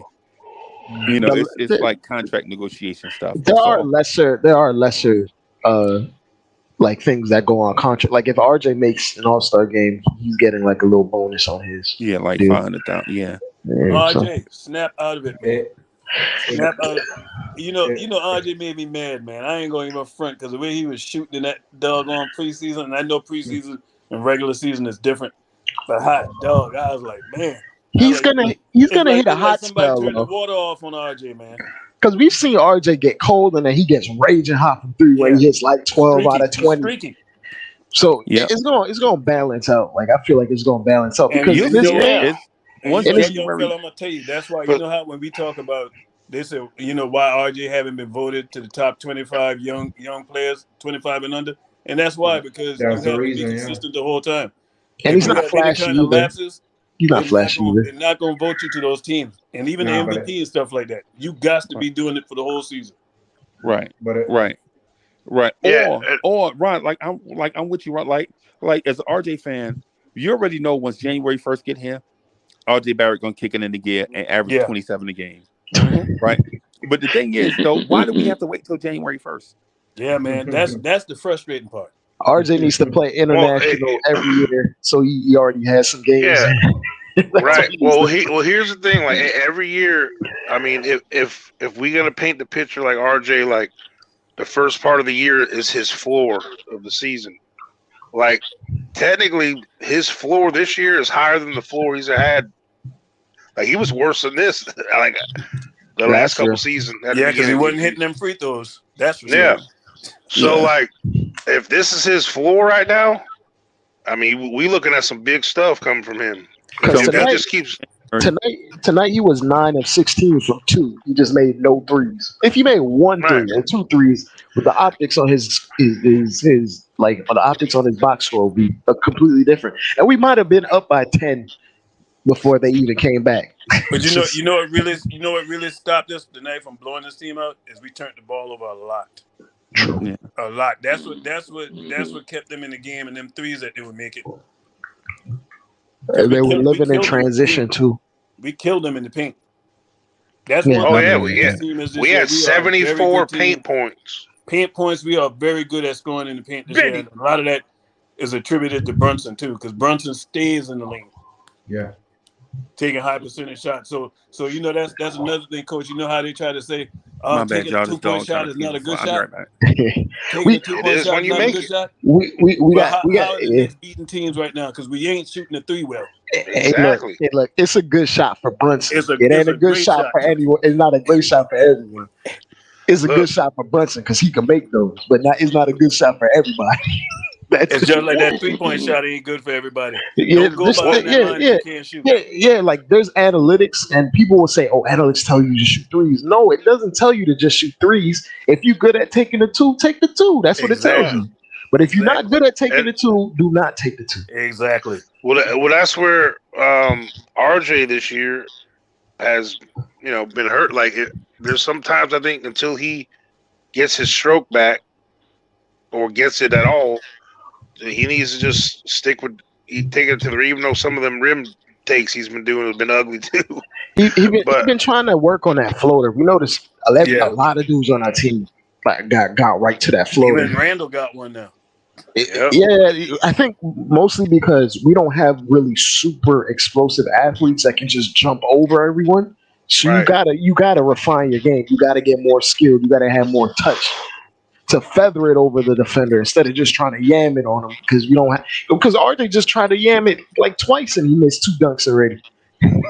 So we know like he needs to have more touch. He needs to have more finesse in his game to be successful. And I feel like like you can tell, like sometimes he'll put up a floater and it doesn't go in, and he just stands there and stares it down because he knows he puts in the work to get the floater, but it's just not falling for him right now. So hey, you know what else I've liked so far, guys? I really like the quality minutes, and it hasn't been a lot. If we can keep Rose in this little sweet spot of about 15 minutes, and like he had 12 points tonight. That was like a quiet 12. You know what I'm saying? It was a bing, bing, bing 12 minutes. Like Rose been shooting that 3 pretty good too. How many assists did RJ Barrett have tonight? Like one. Yeah, that unfortunately that needs to. He had one and he took the most shots too. But I will say he had a couple passes to threes that just didn't fall this game. He had like some what would be hockey assists. He had some of those. Right. Well, right now I think a lot of teams are noticing RJ is off a little bit, and I don't think they're crashing in on him or running out to him as much. So they're giving him the 3, and he hasn't had the opportunity. I mean, he's obviously had opportunities to pass more, but I don't think he's been forced to pass as much as he wouldn't have passed if he's making the shots. Because if it was if IQ, this is what I literally dislike. Go ahead. If it was IQ, Obi Toppin shooting the same way that RJ shot tonight with 1 assist. Oh, you see, he's a selfish player. Like we don't keep nothing in perspective. I'll give it to RJ. At least he looked better than the last 3 previous games. He was like 9 for 16 from 2. He just never made no threes. That's the problem. But at the same time, it's like that 1 assist. If you know you're trying to figure it out, pass it. It's gonna come in. Pass the ball. It's gonna come out naturally. At least he got 8 boards tonight. At least he's been rebounding. He got on the glass at least. RJ is and Coach, you know this, and we all know this, man. Anytime one part of your game is suffering, it's going to affect the other end. Mm-hmm. And I think the fact that his shot is not falling the way he wants to, I think that might be messing with his defense, because everybody knows when you got it going, man, it makes everything else easy. Oh yeah, It You know, gives and you I energy think on the that other may side. be And like, what's playing into his head right now.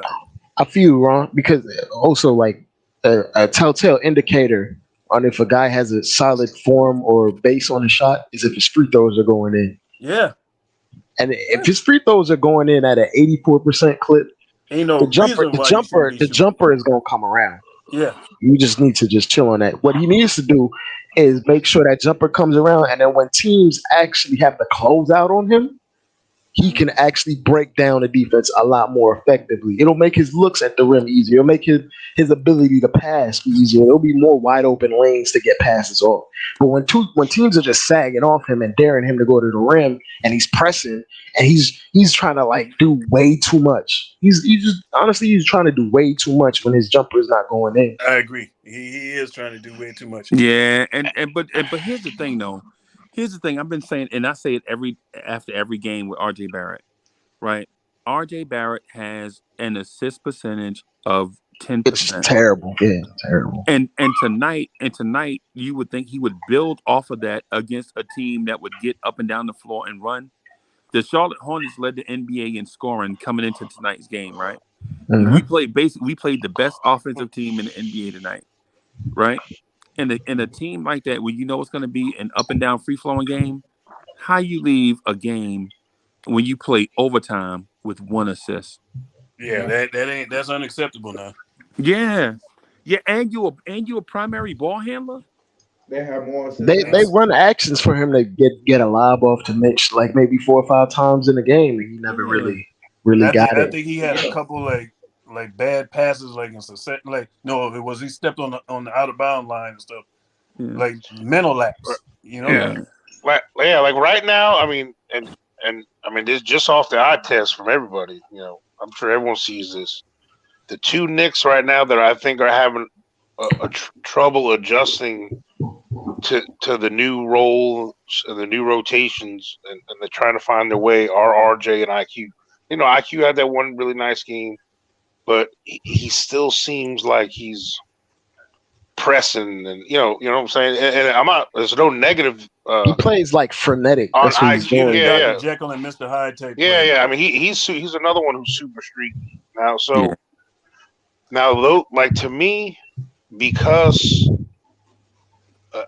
Jalen Brunson, and it's really because as positive as Jalen Brunson's been for everyone else, which I think he's given RJ better looks, but RJ's just not hitting them. You know what I'm saying? Like he's never had this many wide open 3 shots, you know, and he's just missing them, man. Yeah. And I think the part where JB is hindering them to is like before, like last year and the year before, like RJ and IQ, that they knew their role in the offense was, you know, they were a primary ball handler when they were in the game. You know, IQ was the same. They're very ball dominant players, and so now they got a guy that's interrupting that flow that they've had for the last 2 years. That's a good point. So I just got to get what I'm saying, accustomed to being that third option now, and that's right. Now Randle, though, what he's done is, you know, you got to understand, but the bubble Randle had some decent point guard play when Rose came in. Mm-hmm. You know what I'm saying? So he had a chance to be that guy like that. Alfred Payton too. And Alfred Payton was serviceable. You know? His only knock was Alfred Payton couldn't shoot. Yeah, right. he was Russell Westbrook. Yeah, and that's why last year when everyone turned on Randle, and I was trying to say, look, guys, you guys are calling this dude a self it's I don't care what you say, it's in his mind. He's a selfish player. It's like, how can you have this short of a memory? Like this dude, he's not purposely in his mind saying I'm going to be as selfish as hell and take this ball and no one else is going to get it. Right. That's just the way the offense flowed for him. And then it breeded bad habits too. So it wasn't on him completely. He just only knew how to play a specific way with the players that he had on the court. Right. And I want to say, I don't feel like there's a 1, 2, or 3 option kind of thing here. I feel like depending on any given night, one of Randle, one of Brunson, and one of RJ could be the number one option, depending on how the game is flowing Yeah. and how it's going. Because the way Jalen Brunson manages the game, he only puts his imprint when it's needed. He doesn't go out his way to just I'm gonna do this, and I'm gonna do it all game. He's not like a Westbrook type. He doesn't need to do it all game, all day long. Yeah. He knows how to. And he learned this. He probably learned this in college and playing with Luka. He knows how to play the back when he needs to. Yeah. Yeah, And but at the that's same something. time, we need to give recognition to Randall.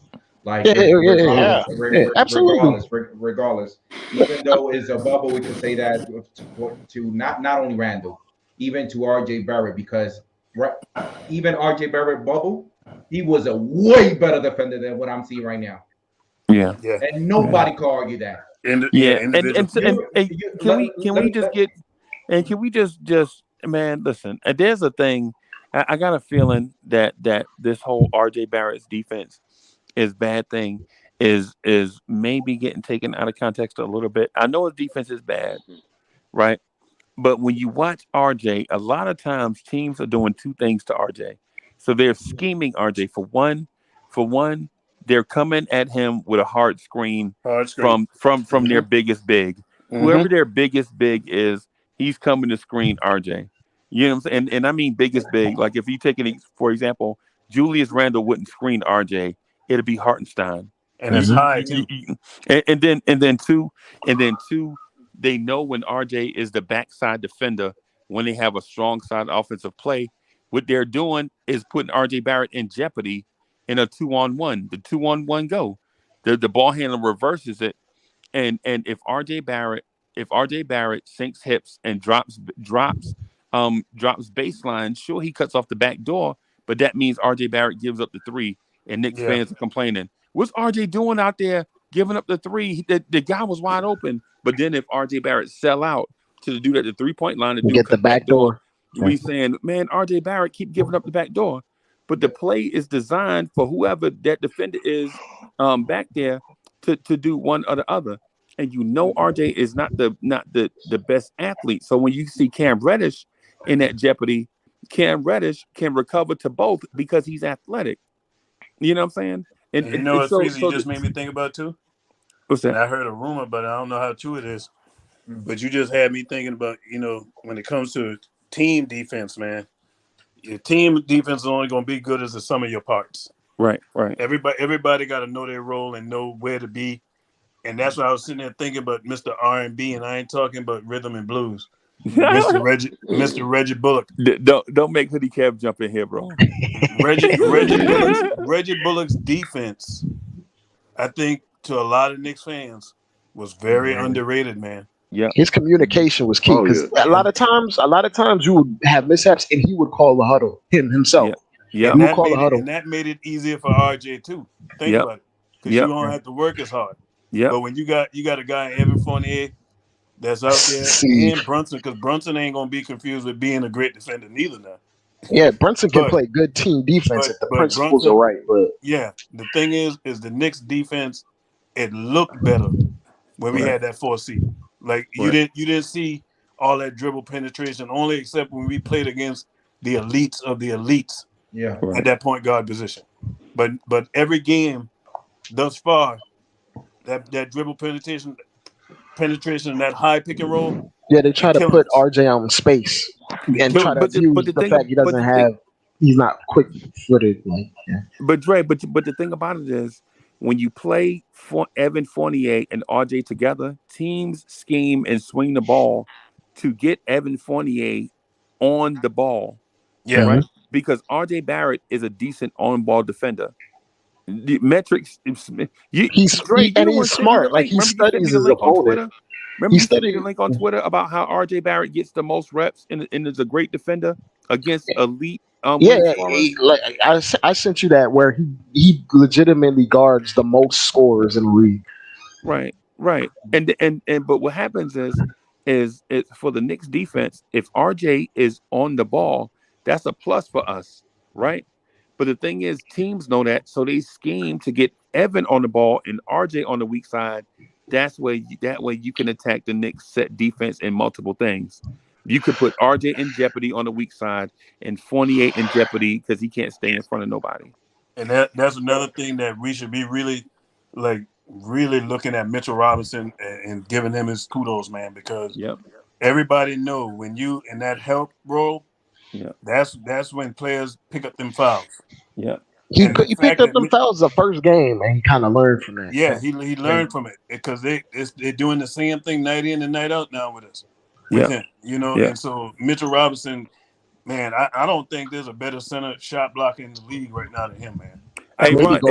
Maybe go there. Hey, coach, go look at Tom Thibodeau's media availability from 10/25, and he speaks to exactly what we mentioning about he don't call RJ weak side defense out or Fournier out on ball defense, but he talks about how Mitch being behind those two usually makes up for those two. That's why when people say, how did Mitch give up that layup at the rim? You know what I'm saying? Where was Mitch at?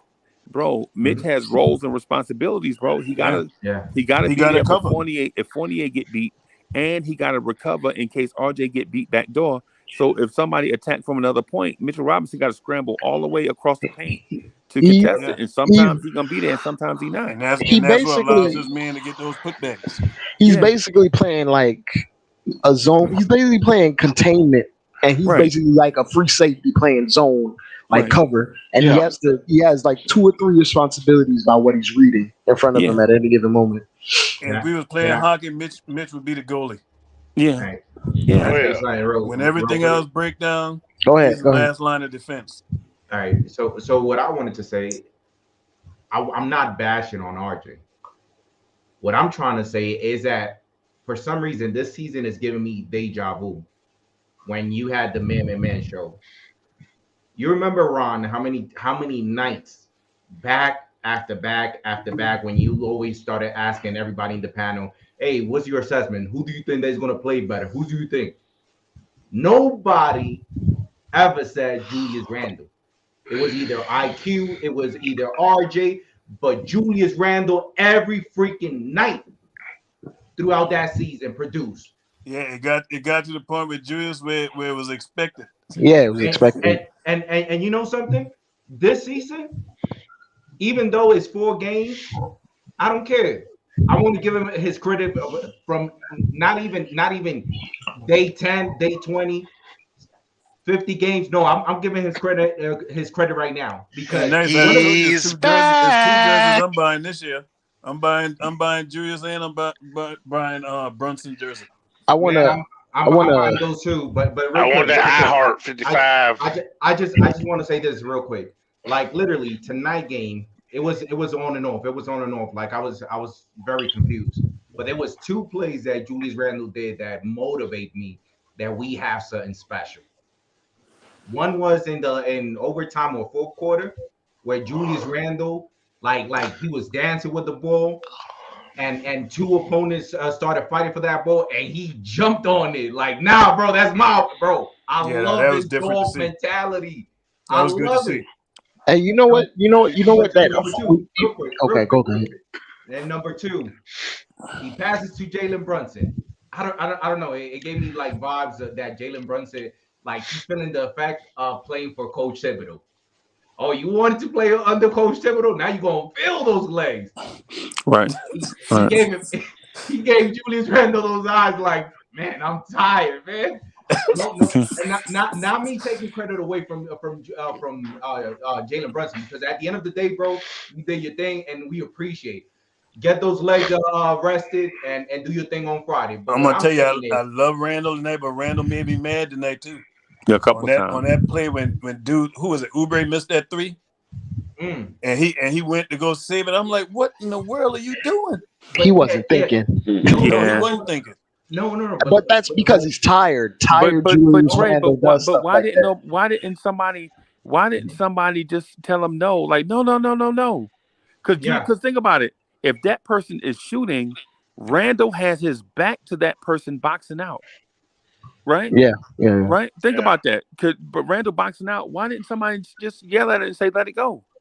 I don't know if he thought maybe the shot was tipped because it was like an air ball. Yeah. He thought that. Yeah, he had to think the shot was tipped because NBA players don't miss the rim by that much. You know something, Freezy, and I'm saying this with all my heart. I don't want to rely on the refs. Like, I understand that was like that was messed up because he slipped. But if he grabbed it, and I'm pretty sure that's something that it happens. It's a mistake that does happen. I want to continue to see this dog in Julius Randle. Right. Because most likely on the next one, if that does happen, you don't know what the ref feels. They might be like, "Oh, you let it go, but it was still close." You know something is going on, Charlotte. I want to continue to see this dog and Julius Randle. I love everything I'm seeing from him. Right. Hey, like that time he got mad about. He had that no call. He got whacked, and then he had a little, And so to be honest with you, that was not a flagrant, bro. He had a valid point. You know what was crazy about that? It wasn't the flagrant. They ruled that it was a clear pass. Oh yeah, clear pass, transition foul. The ball just came off the rim. Yeah, the ball just came off the rim. That's not no clear pass.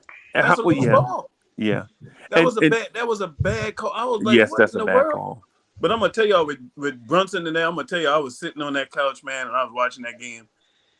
And when I saw Brunson do what he did tonight, man, them big time shots that he been doing all season, that he been doing in college, that's what he was doing in Dallas during the playoffs last year. And all I said to myself today when I looked at him, I said, "Boy, you big time, boy." Yeah, big time. Bro, that's almost start calling him big time. Yeah, big time, bro. There's something about like he's so weird. Like when he plays defensively. I'm just nervous all the time because he's always getting, he's getting hit, bumped and hit. He's falling on the ground. Yeah. But like when he's on offense, I just feel like he plays. I don't know how he does it. Like you never speed him up. That's just it. But he finds a way to speed up the offense. But yet make it look like so slow and smooth. Yeah, like Coach, he never looks rushed. Yeah, Coach, you know what this is looking like to me. This is looking like this to me, and I know y'all are gonna probably laugh me off the chat. But Coach tired anyway. I seen Coach yawn like 3 times. Hey, bro, I just worked 3 12-hour shifts in a row, bro. 3 days in a row, back to back. Yeah. But what Brunson looks like to me right now. It's the early stages of what Kyle Lowry looked like in Toronto. When Toronto had all the wing players and they never had a point guard, and then finally got Kyle Lowry from Houston, and Kyle Lowry was like, "No, y'all doing too much. Settle down." Remember when DeMar DeRozan used to try to dunk on everybody? He used to posterize. Everything don't have to be a poster.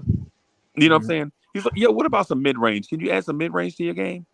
You know what I'm saying? That's a good comparison. Y'all know because I mentioned this already about when they had Anthony Parker and Sonny Weems, made 6 All-Star games, and all of them. When Kyle Lowry and DeMar DeRozan became the backcourt in Toronto, all of a sudden you saw all these things settle down and get different, and they started to acquiesce and learn from each other and play together as a team. Because people was talking about be the byproduct of this, Freezy. Guess what's the byproduct of what we're talking about right now? Cam Reddish. I think it's Cam. Cam, and guess what else? You're gonna have players lining up trying to come to New York to play, man. And we're gonna have to turn people away. Yeah. We're gonna have to turn people away. So so hold on a second. Are we saying that is Leon Rose the Don again? Oh, I don't want to. With that signing, I got to give him credit, man. He identified what he wanted, and he went and got it. You know, and we get on him because hey, he ain't made the moves. Being passive and stuff, but he wanted Brunson, and everybody in the league knew that, and he went and got it. So I got to give him his credit on that. He also wanted Bradley Beal and Donovan Mitchell, though, bro. Oh yeah. But at the same time, even though we ain't got Donovan for the right price, and you know how much I wanted Donovan Mitchell, and I didn't want him. I wanted him. Like he's 25 and he's number 1 in his position, but that's irrelevant. What I'm trying to say is how many people You think he better than Devin Booker? My fault.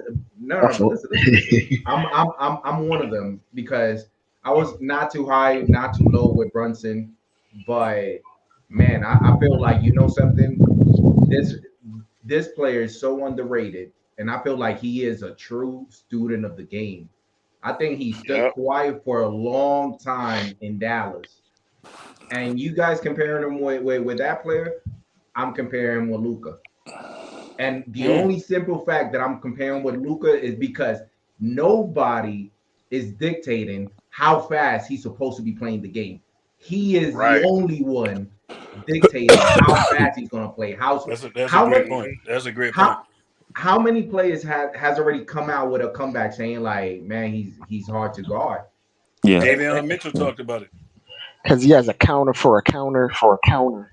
Yeah, his footwork. The last person I saw with great footwork like that is the late Kobe Bryant.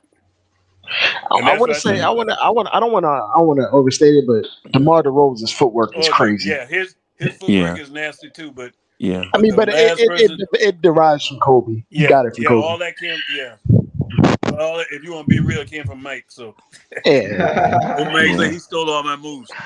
He stole all his moves, and then he added a little Hakeem to it.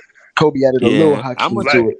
I'm gonna just say this because I know that the lineage thing, people, you know what I'm saying. I'm gonna just say since I grew up in the 70s, bro.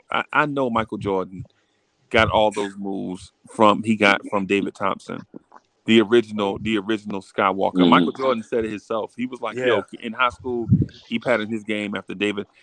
No lie. I saw David Thompson jump in the air and type an essay on a typewriter, and it was 6 pages. It was 6 pages long, and he had to, you know what I'm saying, draw the line and start over some. But I mean, I saw David Thompson jump in, and for those that don't understand what I'm saying by typing an essay, I mean on a typewriter, where you had to hit the thing at the end and slide it back over. Because I know people probably thinking I'm talking about on a laptop. No, I'm talking about I saw David Thompson jump in the air with a basketball and then finish the essay using a typewriter and then dunk. But you know what? That's why he called him Skywalker, bro. I was watching it. But the thing is, he would have been more famous if Homeboy wasn't even allowed to dunk in college because they had that Wilt rule, remember? Right, because of the alley-oop. No, that Kareem rule. They ran the alley-oop so much at North Carolina State. Oh yeah, Kareem. Yeah, bro. I'm telling. And then David Thompson got it from Elgin Baylor. I saw Elgin Baylor get 3 rebounds. Elgin Baylor jumped in the air and got 3 rebounds before he came down. And I was like, yo, that is impossible, bro. Elgin Baylor. So when I hear people say the Kobe thing and the Mike thing, all I'm saying is before we say Anthony Edwards is got his thing from Kobe and Kobe is the original, I'm just saying that there were originals before. Oh yeah. But because think about it, there's a kid out there. There's a 6'6" kid out there right now looking at Anthony Edwards, like Anthony Edwards is Kobe Bryant. Yeah. Right. And so I just wanted to just slow them down, and be like, hey, easy. Before you say Anthony Edwards is the GOAT, calm down, bro. You know what I'm saying? Because Anthony Edwards got that from Kobe. Kobe is the original. Slow down. That's just like that dunking style, Freezy. I got Mike took what Doc did and took it to a whole nother level. Yeah, that's what's gonna happen, because I remember watching older film of Jerry West, and his game was literally like the predecessor of the ISO, the modern triple threat. Like he would do the one dribble pull up, and it would look exactly like how Melo would do it. But you wouldn't know that. Imagine if you took Steph Curry out of say 2017 Steph Curry and put him back in the early 70s, bro. That's Jerry West. West. Yo, in case y'all didn't mention so the Knicks beat the Lakers in the NBA Finals, right? 69-70, right? But in game six, we iced the game. We was up by 2, right? And the Lakers had 1 second left on the clock. You know what they did? They threw a pass to Jerry West, and Jerry West hit a 68-footer to tie the game so it could go to overtime. Shot it like it was like And didn't he go to what? Eight Wet. finals? He had played in 8 finals before he won one? Yes. Jerry. So that tell you how good he was. And Dre, and Dre, I'm gonna just say this just real quick, Ron, and get out the way, right? But Jerry West shot the ball, and the Lakers started jumping up and down, hugging before the ball went in. You know why? Because they see him do it in practice all the time. Because Jerry West is the logo, bro. Jerry West is on everybody's uniform. He won Finals MVP and lost. The finals. Right. It's like a lot of these dudes, they're like the prototypes basically of what we see today. And that's just like Pistol Reggie. Pete too. It's like that to me. Yeah. If there was a 3-point line, Pistol Pete would have college. I mean, he already got college records already. If he had a 3-point line, that dude would average 50-something points a game. Hey, coach, and that's just like another guy who get credit for being like one of the greatest shooters in NBA history. Reggie Miller. Reggie Miller. Yeah. But there was another cat that died in a car accident, man.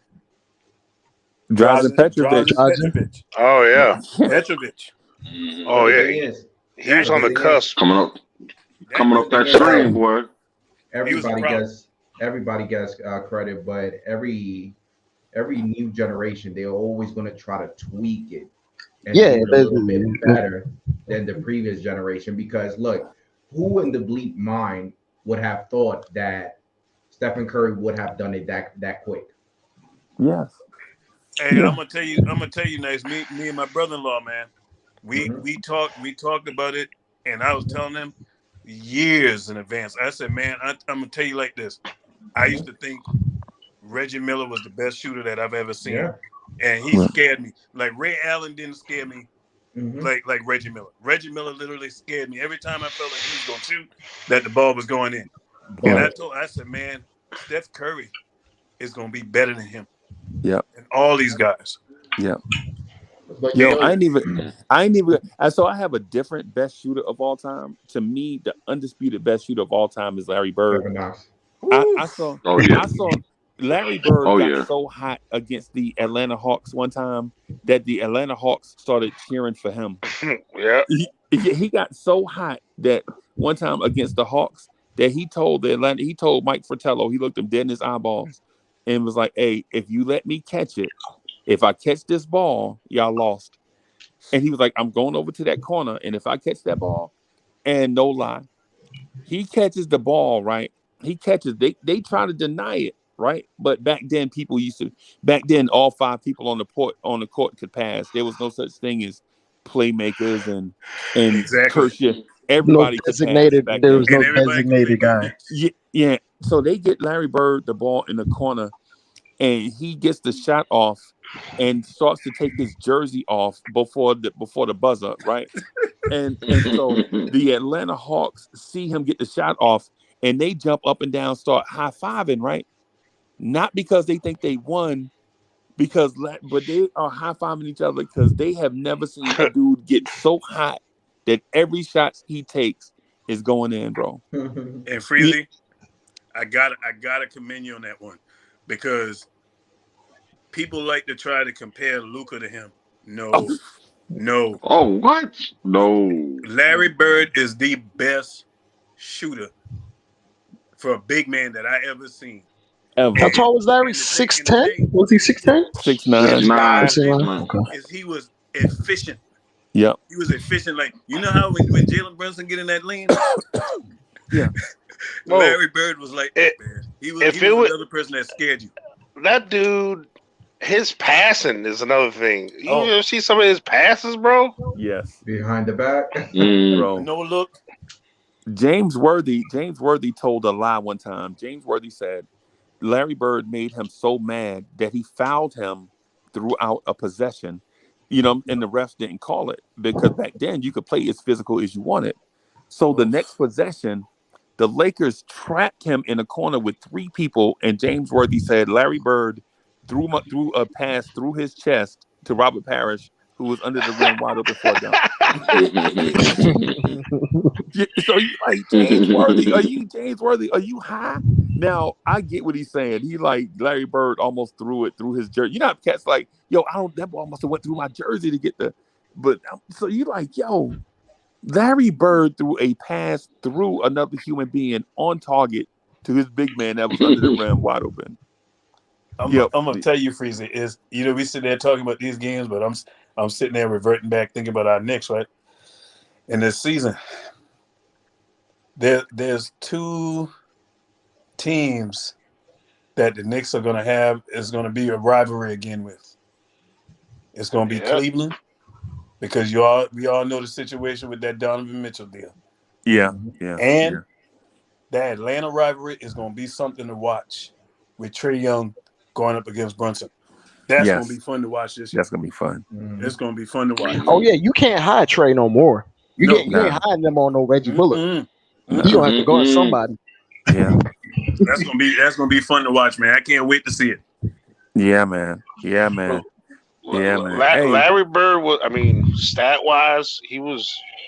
The dude averaged over 10. I mean, he was LeBron stats. Yeah. In the 80s. He was ridiculous, man. When he was healthy, because Larry Bird probably played about 60% of his career healthy, and that was like in the early years.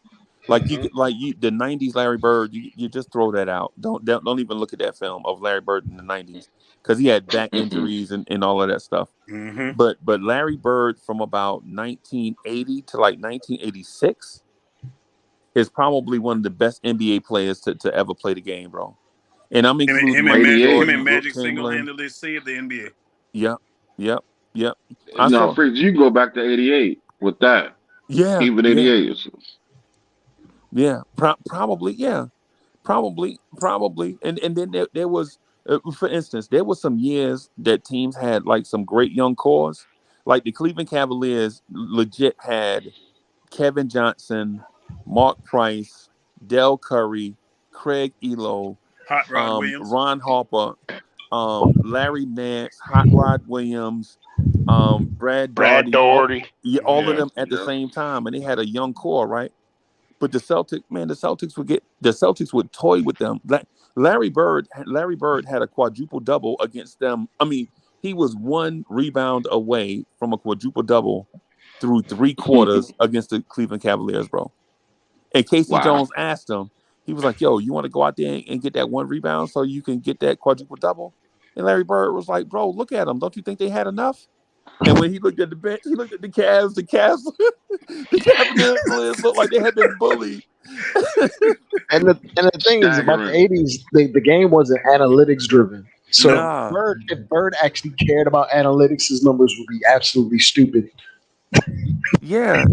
And it wouldn't even make sense. Like his numbers look crazy now, and if he actually cared about that, you know how LeBron actually cares about his efficiency and all these numbers and legacy stats. He cares about it. If Bird cared about it, his numbers would look absolutely ridiculous. Yeah, and if he would be his era, he wasn't needed to shoot those threes. Exactly. Yeah, but obviously. Yeah, he played in the big man era. Yeah. He played in the big man post up era. If the game dictated more threes, that dude would have his averages would have been ridiculous. Mm-hmm. That dude won a 3-point contest without taking his warm ups off. He scored 40 with his left hand. Yeah. Just an offhand. This dude. I saw no lie. I saw this dude make a shot in a clutch game. He hit a shot from behind the backboard. Yes. Oh yeah, he was like the first person I see do that. Oh yeah, I remember that. Oh my.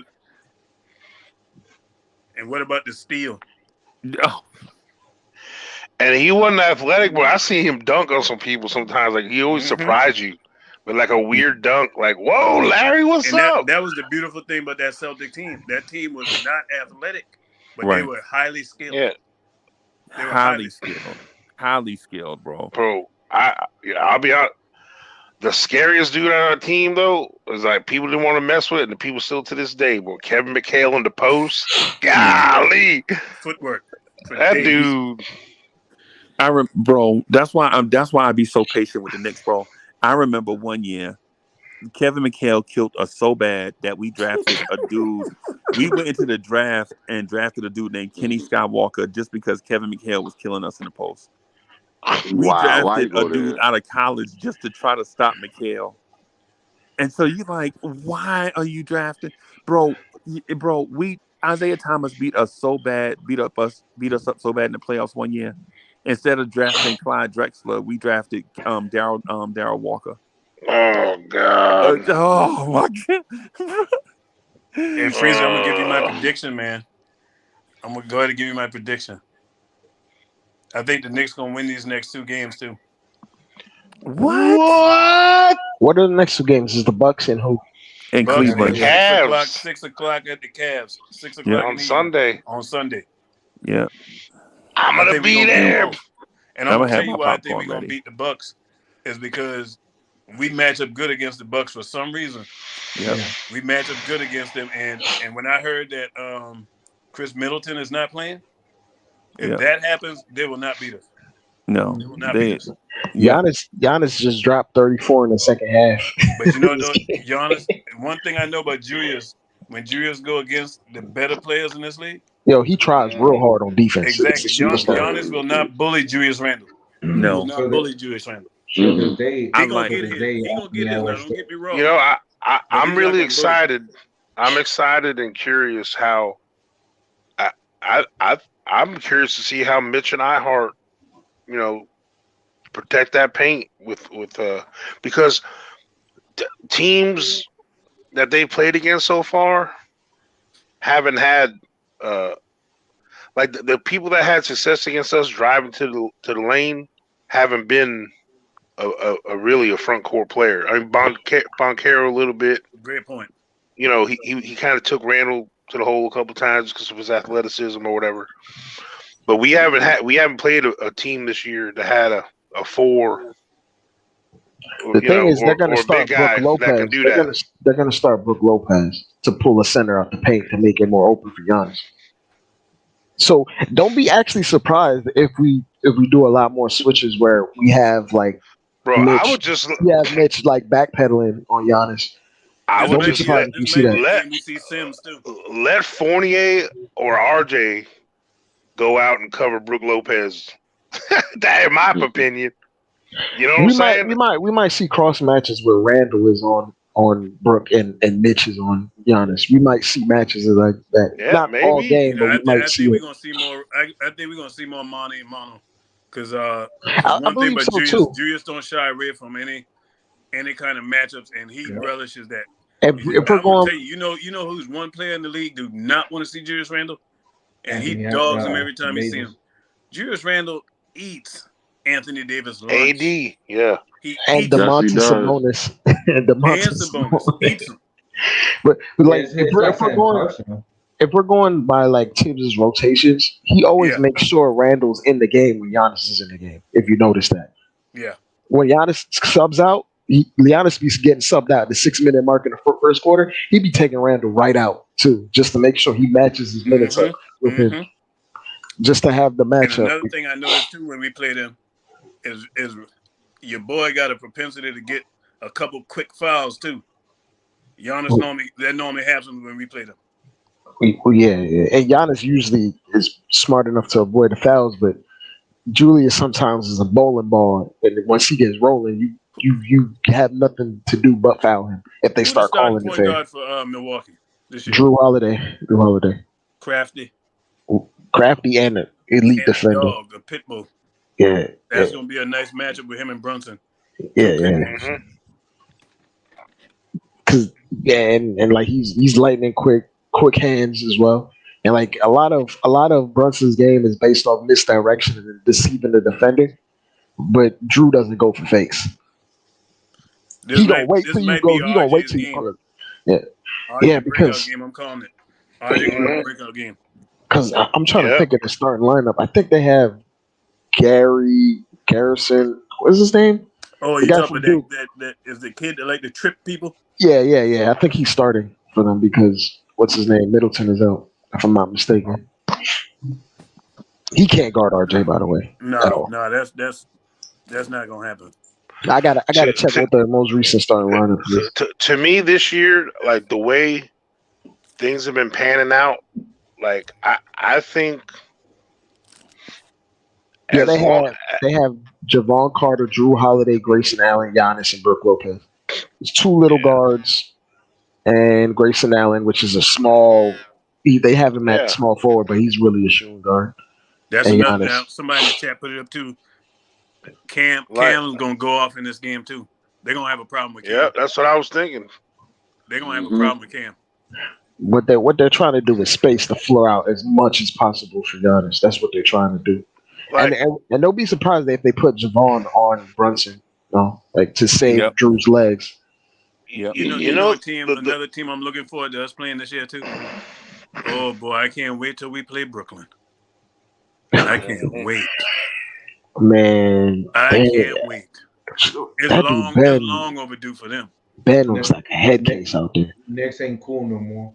Yeah, it's long overdue for them. Long overdue. You know what I like about our team this year? Because I mean, we obviously have our little version of our big three or whatever, but the way our team's set up with production right now, as far as what we need to win most games, as long as 2 out of the 3 of those guys step up, and it seems like every night we got one guy that comes off the bench and shows out for us. That's why I was like, we really don't have a 1, 2, or 3 option. Right. Like any of them can be the number 1 option on any given night. Right. And Brunson can facilitate that into happening because he knows how to play the back where he needs to. And the fun thing is like we won in the blowouts. We won close games. You know, we won a game where we pulled away. So that's like 3 different ways that the Knicks have won this year. And then that game against Memphis, I still stick out to it. You know, we 50-50 balls in that game we didn't get, and it killed us. You know, the difference in us winning or losing that game. And of course, RJ was cold as the tundra. On top of that, they were shooting well above their heads in the first half. They hit 11 threes. Yeah, them unknown dudes. They had 2 dudes that would shoot out of their, They had dudes they bench and they couldn't miss. They picked up 2 dudes from the train station and they just can't. like one of them bullet trains in Europe was a Euro. Man, them dudes look like the Euro train. Them dudes look like Albanian mechanics. Yeah, like I don't even 6'8" mechanics, man. Yeah, man. This is one thing I know this year. Ain't nobody gonna be laughing at the Knicks this year. I can tell you that. Nope. Oh you no! will not be laughing at the Knicks this year. Oh no! And the thing that I do love the most when games get close, when games get tight, we actually have consistency in the half court at the end of the games. We could not score in the half court to save our lives in the last 2-3 years. At the end of games in particular, we could not score in the half court at all. And to add to your point, guess what the Knicks got this year unequivocally? We have a closer. A point. Yeah. We have a high IQ decision maker. If he's not going to take the shot, we gonna get a good look from somebody. That shot Cam had took to take us into overtime against Memphis was all about Brunson. Have you guys noticed that they try to trap Jalen Brunson like 3 or 4 times? Oh yeah, at the end of the game. Yep. And he beat the trap. Yep. And that was dumb. That was dumb. But one thing that I love about Jalen Brunson, bro, he doesn't hesitate. No. He's not letting, well, you're gonna break me because I never seen 3 or 4 people guarding me. Nah, bro. He's looking around, like his mind is working in ways that only we could only imagine. Because the way he be passing right up point. You saw that? I think that one he gave to Mitch was nasty. Mitchell, there we go. You already know what I mean. The thing that separates like the good point guards and the great point guards is the ability, on top of passing, is the ability to take a pull-up 3. And he's hitting the pull-up 3s now. That's legitimately what separates the good guards from the great guards, is the ones that can come up off schedule, dribble into a 3, and there's nothing you could do about it.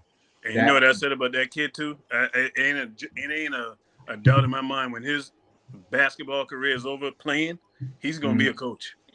He's going to be Yeah. a coach Oh in this yeah. league. Yeah. Oh yeah.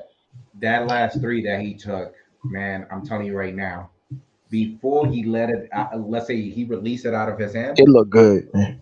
I already knew it was butter. If you look at his Because it was the face, right basketball play. no, but Freezy. If you look, I'm pretty sure that everybody over here has lead pass, bro. Mm-hmm. This dude, this point guard that is playing for the New York Knicks, he has that determination, bro. Like whenever he looks at something, he's looking at it like, I know I'm gonna make it. Before he shoot it, like it's already done. You And he feel had me? the same And Freezy, you expression. remember what I told you, Freezy? You remember what I told you after that first preseason game, Freezy? Yeah. Y'all getting me choked up in here, man. Yeah. I'm telling y'all, man, stuff like this ain't supposed to happen for us, man. Yeah, it feel right. It feel right, man. It's been a long time, man. It's been a lot. I remember I saw the amount. I think it was 14 Loving point you guards. is wrong. 14? I think 14 point guards we've had. Yeah, bro. The league messed up, bro. We finally got one. You can tell he's a killer too, because when he does impressive stuff, it doesn't phase him. His expression is the same way, regardless. He's like, "I'm just get back on defense. This is normal. This is regular. This is supposed to happen." I just can't wait. I can't wait for I told you so. So And I'm that saying. layup with the left hand. Yeah. Rod. So did y'all see the nickname that was going on in the chat? What was it for Jalen Brunson? What's up? I think the nickname Knicks fans want to start calling him. There it is, Brunson Burner. Oh, I like that. Hey, I'm gonna call him big time. Hey, big time. Yeah, man. Hey, I mean, Brunson Burner. there's already a Mighty Mouse. I think David Stoudemire, but I want to call him Mighty Mouse because that's how he plays. I'm telling He's you right small, now, but he plays big. That's what it is. And you know what it just goes to show too? His footwork, it means everything, man. You don't have to be the best guy athletic wise. You don't have to be the most athletic, but man, if you got footwork, you can beat people. The funniest thing, like we say, guys are flashy, but when you're flashy, it's really because you mastered the fundamentals. That's really what it is. When you're flashy, you have like a perfect grasp of the fundamentals. When we see Brunson do all that crazy stuff with his footwork and doing pivots and all this stuff, we think it's like flashy and we never really see that before. Right. But those are things that were taught to bigs for decades. Yeah. But you know, for me, when I look at him, I don't look at him as a flashy ball handler. I just look at him as somebody that's effective, and that's the thing I like about him is that all that. Yeah, you know, no, he's got some clean, bro. His But ball handling. some of the crossovers and the fakes. Yeah, them crossovers are so clean, bro. He's like so he's very, very deceptive. That's what like their textbook. He keeps the ball close too. That's another thing. He's very deceptive. You know that somebody's regretting giving us Brunson. Mavs. It's not the Mavs. It's the NBA league. Oh yeah, I want to say one thing. Sully's not here. I'm pretty sure. Let me just say this real quick. I'm pretty sure that they feel like they thought that they knew what was Brunson all about, and they said, "Well, they want him that bad. Yeah, take him. Like it's not nothing special." And now that they seeing that, bro, they like this right now. I'm gonna get at Selly in a minute. Next time I see Selly tried to tell me. Selly tried to tell me. What's the point guard for the Mavs now? He tried to tell me. No, not Luka. Dinwiddie. He tried to say Dinwiddie was better than Brunson. God. Selly loves Dinwiddie, bro. No, it's hilarious. Dinwiddie really ain't a point guard. He's really man crush. Come on, man. I'm gonna get at Selly for that. He's really a two. That can pass a little bit. He can pass a little bit, but he'd rather score.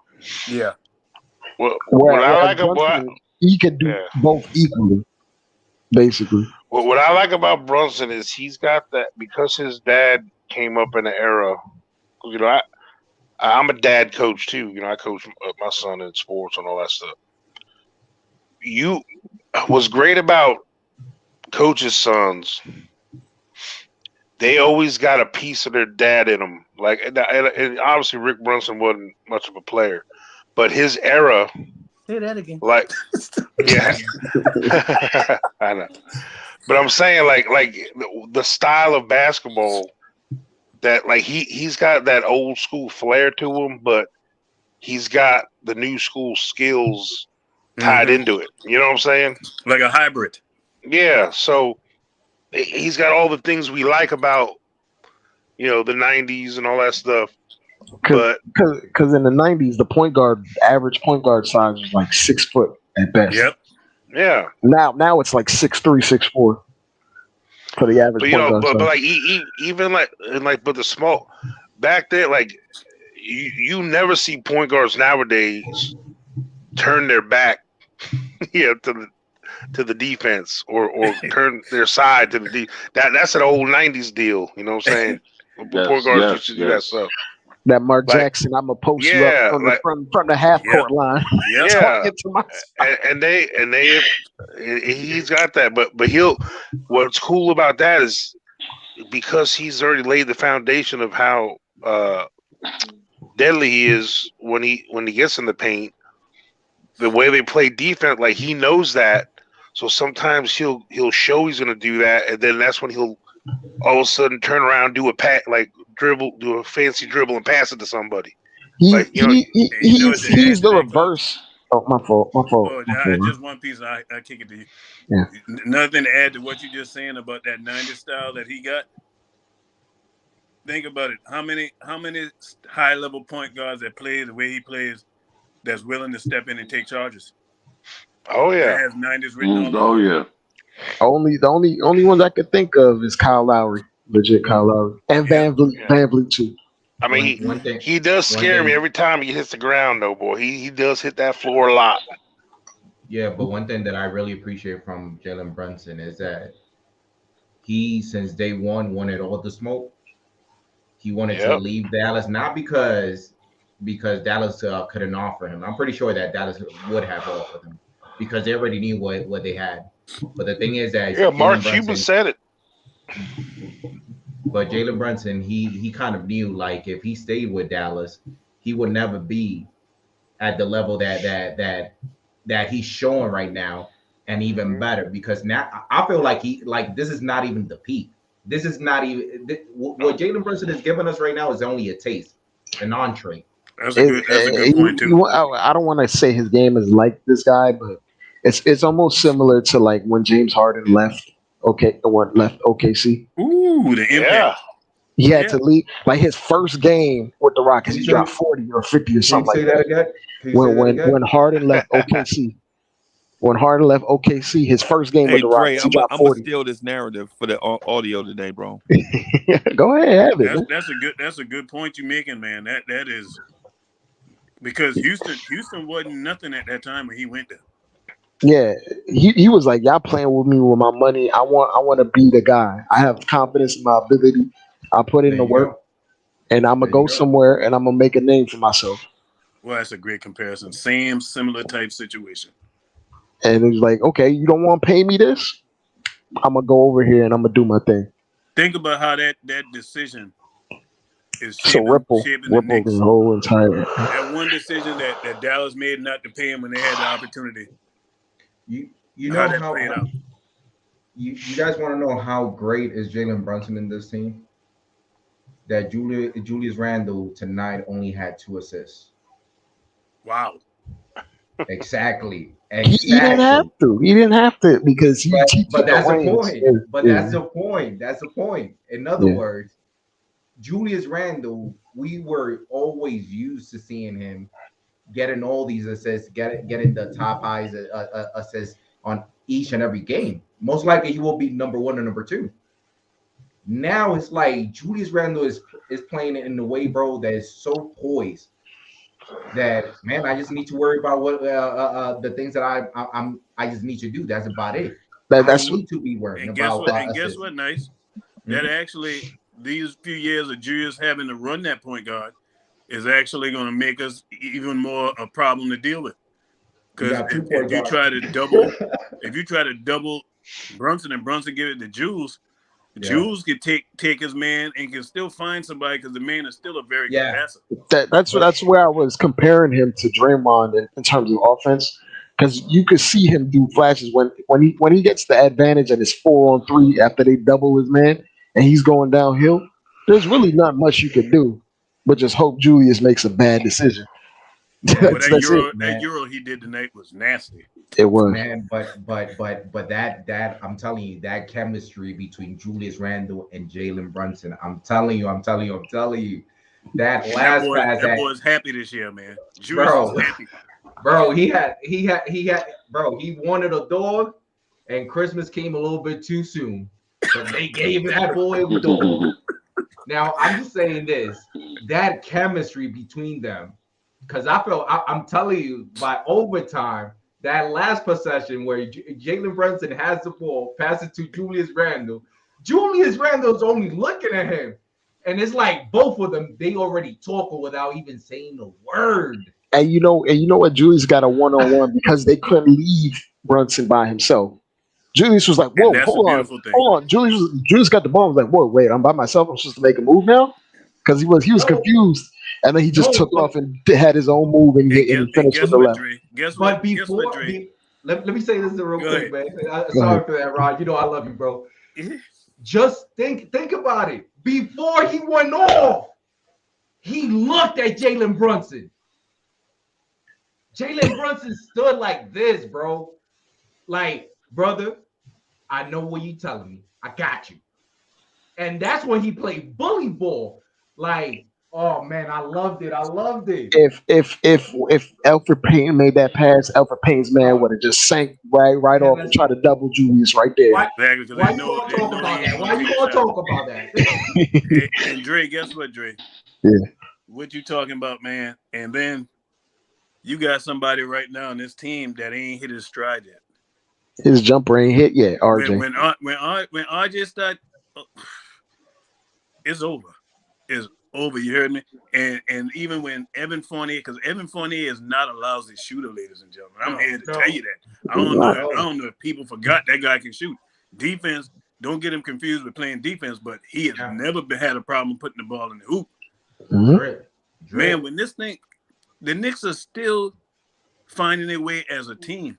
Mm-hmm. For as much as we got one guy, and I said it earlier, only one person came to the starting lineup. But that's a major upgrade, to go to that point guard so everybody roles change.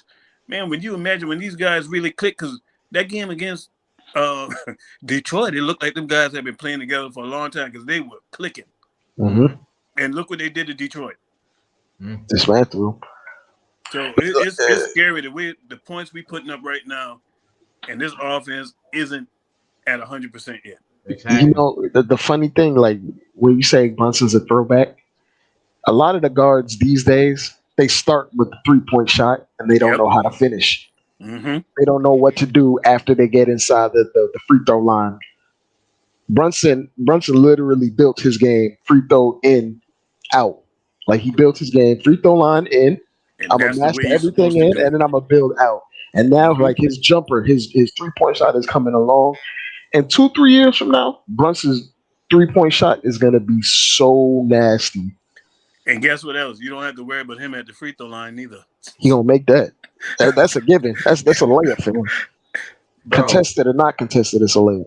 Bro, Ron said something early, and now it's like I'm debating because I just want to get one jersey, but it's true, man. I gotta get both of them. I'm getting them both. Yeah, I can't debate. I'm getting them both. And if RJ get his act together, I'm gonna get his too. Yeah. And if we're going by track record, I think it's a given RJ gonna get it together. Oh, yeah. It's just a matter of time. It's just a matter of time. It's a matter of time. It's It's a matter of time, but one thing that is pissing me off from RJ is whenever he's contested. I don't know if it's only me looking at this, but haven't you guys noticed that whoever opponent that he's trying to defend, he's about to take a 3, he's about to take a 2, and by the time the ball is already out of his hand, that's when RJ's doing this, like reaching out, like dude, it's already done. That ball is out of his hand. Why you playing like those eyes that You know what? that is shown in your face, bro? Like RJ just ain't confident right now. His You know, confidence in his shot is not there. also one thing I feel like maybe RJ isn't passing as much because we have two guys that are playmakers, and maybe his role told by Tibbs is you're out there to score.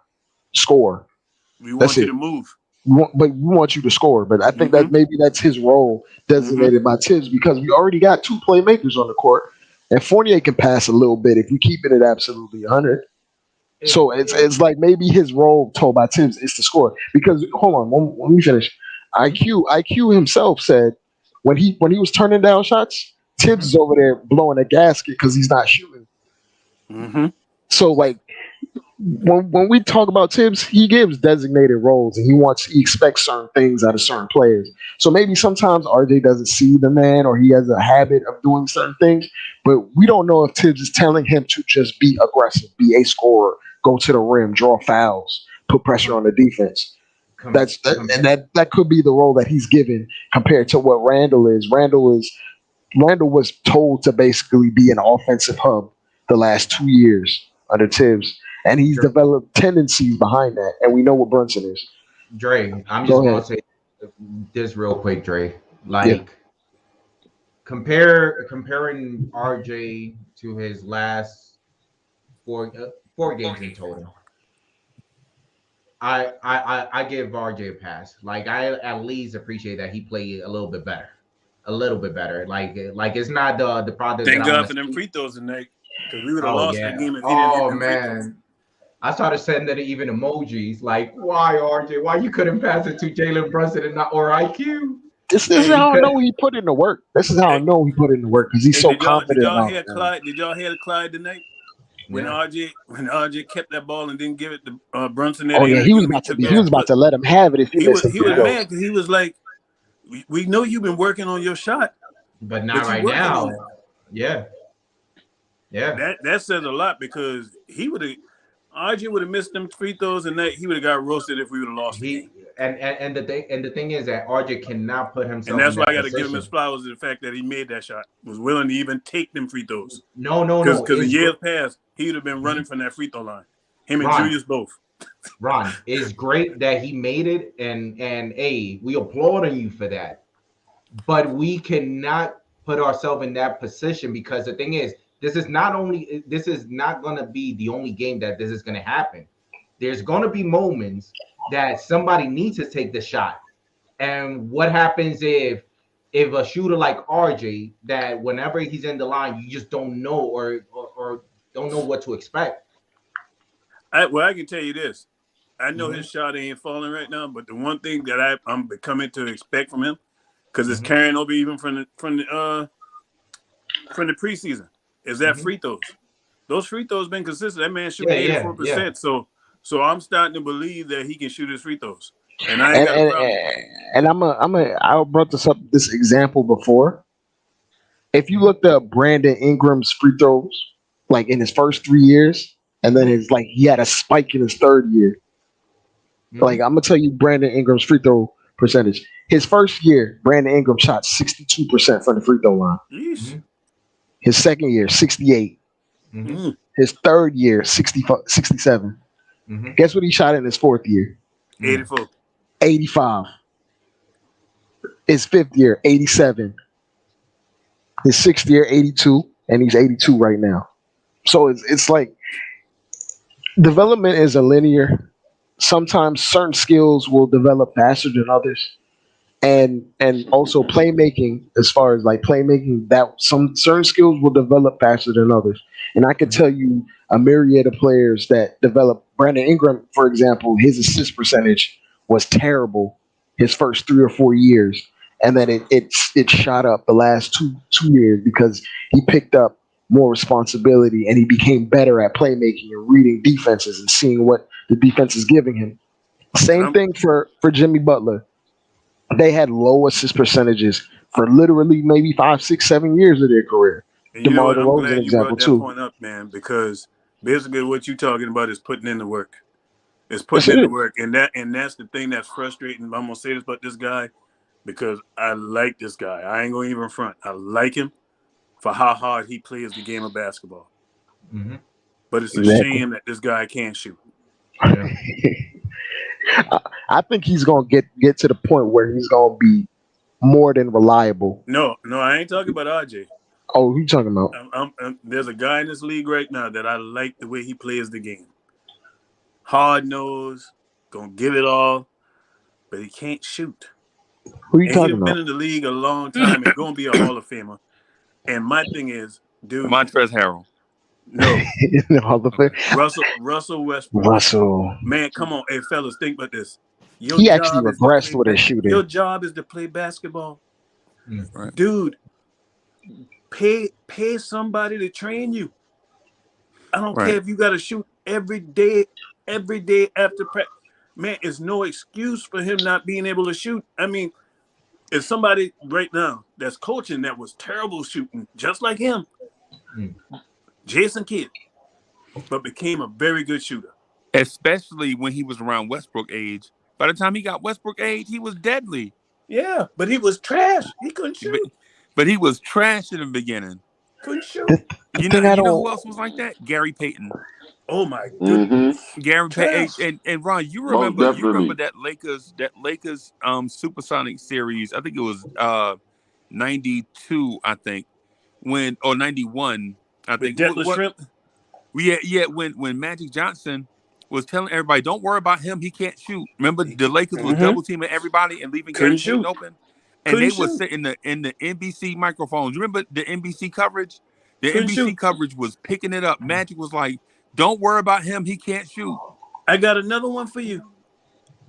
Arguably the best player in the league for the last 10, 12, 15 years. LeBron? LeBron James couldn't shoot. No, LeBron couldn't shoot, bro. Hey, you remember San Antonio? Yeah. Let him shoot. Yeah. And that finals, and he killed them from the jumper with a jumper. Let him shoot because he couldn't shoot. That was that first time. First time, the one in Miami where he just destroyed them in game 7. I know you're talking about the first one. The first one he couldn't shoot. He couldn't shoot. Yeah. All he could do was get hot. That's what he got hot against Detroit. Look at LeBron now.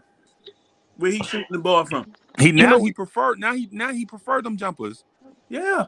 Yo, you want to hear a crazy stat? Westbrook's first 9 years in the league, he shot 82% from the free throw line. His last 6 years, 69%. Wow. It's confidence, bro. I think it's confidence. It is confidence because he don't look like the same player. I won't even say because he went he was still averaging triple doubles and it dropped after that. I think it's like mechanics, he just broke his mechanics. Because you remember younger Westbrook, his signature shot was coming down off the fast break, stopping on a dime, hitting a pull up 15-foot. Mm-hmm. And then you could and you couldn't do nothing with it. But when you think about it, Dre, it is confidence. Think about it. Confidence and mechanics go hand in hand. If your confidence ain't good, you're not going to be consistent. Yeah, you're not going to be consistent with your mechanics. But there's one thing you're failing to realize too is that he might be losing his legs. You know what I'm saying? True. So now that's that rolls into all that mechanics and stuff like that. So I think he's really losing his legs, and he just the lack of because he used to jump real high on his jumper too. He used to jump pretty high on his jumper. But I think it got more. You know what I think it is? It's the pressure of playing next to LeBron, man, and they're asking you to do something that you ain't used to doing. But they're taking the ball out of his hand, and I said that from the minute they got him. I said this ain't gonna work. This boy is used to having the ball in his hand. You gonna ask him to be a shooter? That ain't never been his thing. That they asking two ball dominant dudes to when they don't have the ball to be spot up shooters. LeBron ain't no spot up shooter. Come on, man. Ain't no spot up shooter. They get exactly what they deserve, Freezy. Braun just fell in love with star power and thinking they could just always work that way because it worked for Wade. But the thing is, Wade had an extremely high IQ, ball IQ. Yeah. So he knew how to function. Like the first year with the Heat, it was a mess at the beginning because they didn't know how to bounce off each other, when to cut. Yeah. It was the Chris, because Chris Bosh, and I know it's gonna sound like sacrilege, right? But of those three, Chris Bosh was the best ISO player. If y'all remember, Chris Bosh, Chris was a Bosh used monster to in Toronto. murder Carmelo Anthony in on a Toronto. low block too, or the face up.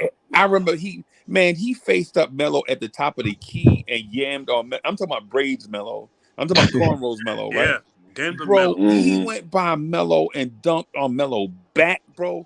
He was like, "Oh my God, big man ain't supposed to do." And then he did the same thing to LeBron. Man, when that class with his draft class used to come to Toronto, bro. Man, Chris Bosh that's the reason why they traded Bargnani. Yeah, Man, Exactly. they got him up out of we there. don't need Exactly. Bargnani.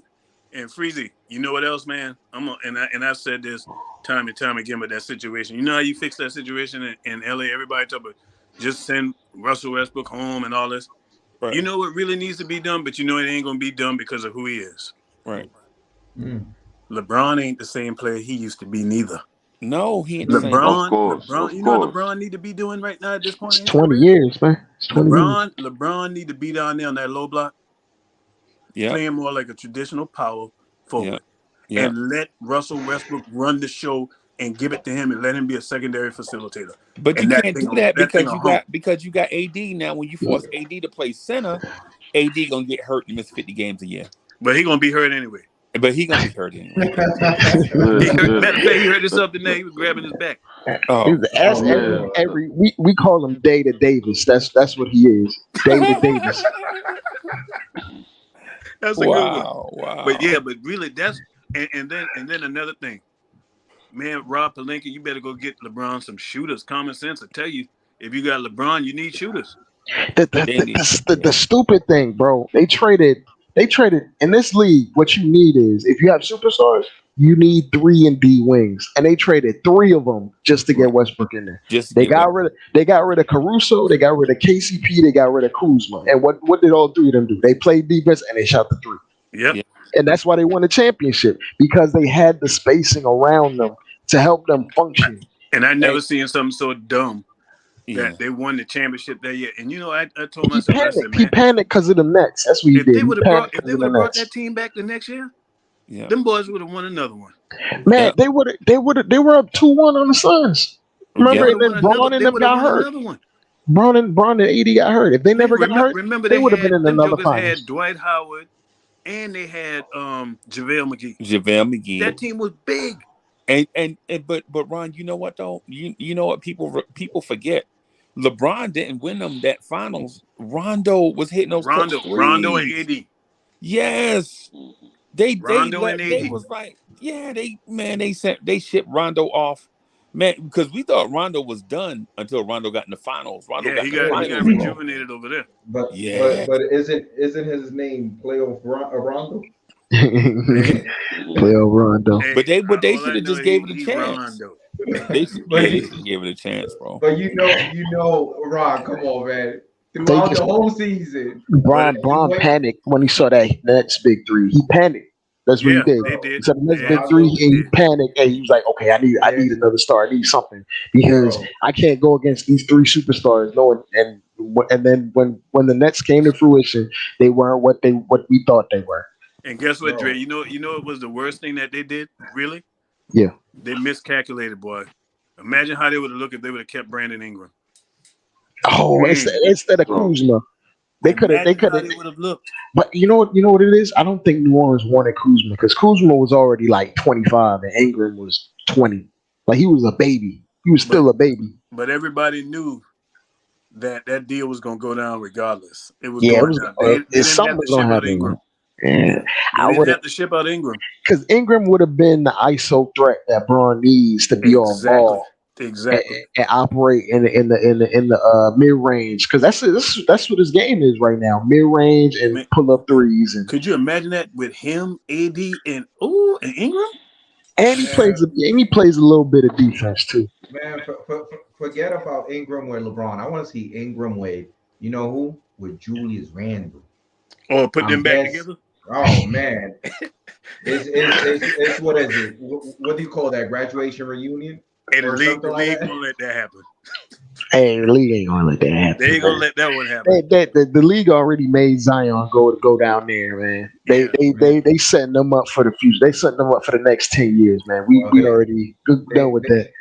They already screwed up giving us Jalen Brunson. Hey, fellas, man. Hey, I enjoyed this tonight, man. Hey, enjoy this night, I'm man. about We to be sleeping out good. too. We sleeping on them goose down feathers, man. And Mhm. the Knicks on fire. I can't wait. I'm gonna turn on some national media tomorrow just to hear them backpedal. It's like the mid three.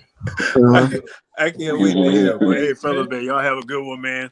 And just like I say, Peace. man, I'm gonna stand on it, man. We gonna win both these upcoming games, man. Peace. Peace. Yes, sir. Kill it. Yo, I'm waiting. I'm waiting to see this game. I think they're gonna put Drew Holiday on RJ, and they're gonna try to put Javon.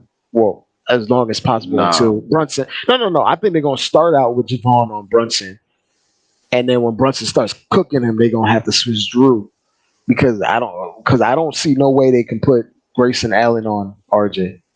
Man, I just That's a physical mismatch right there. I don't even care who RJ is guarding or what is RJ doing. I just want him to do other things, other factor. That's about it. Like I mean, he got 8 boards tonight at least. He got 8 boards tonight at least. Yeah, 8 boards. Yeah. Did But at the same other time, things. it's one of those that I just want him to focus on other things because I don't know. I keep on thinking that RJ, whenever there's something in his mind, he's like one track minded. I'ma just do this and this. He's not focused about everything else that contribute to the game. You know. And the thing about RJ is, in his younger years, he was basically jack of all trades, master of none. And it feels like he's focusing more on his scoring right now, and that might be part of. Maybe Tibbs tell him to do that. Maybe what he works on, he's focusing on that on himself. Maybe trying to live up to his contract. It could be all types of things in his head at the moment. Man, but you saw RJ taking that 3, and then it bounced back to him, and then he still took the layup. And you didn't even look left or right. Like, come on, bro. And the thing is, like it was open. Well, very the 3 open. was open. It was open. No, both of them was open. Like, he just missed it. No. Julius Randle was guarding, so he was boxing out. He left RJ wide open. But I'm not saying that to criticize him. It's so that if he hears it, he's doing something selfless to get his teammate open. Yeah, just start thinking about it. Just start thinking about doing something different. Shots ain't going in. Let me just pass. Yeah, because I feel like RJ is very short-sighted in his memory. Like, he doesn't think of the next step. Like for instance, Brunson is almost playing chess out there. He's thinking about the second and third move after the first move, or the second and third pass. He's thinking about what's happening ahead. And I think RJ is very short-sighted. He only sees the hoop, and when he sees the hoop, he's trying to get to the hoop, and that's it. Great.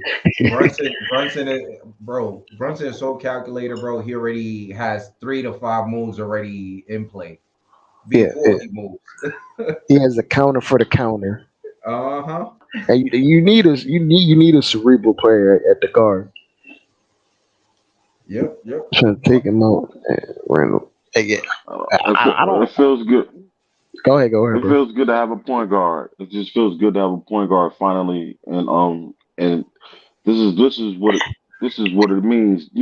This is why we can win these tough games. It feels good to have a point guard that's not 34 years old. Exactly, on his last legs.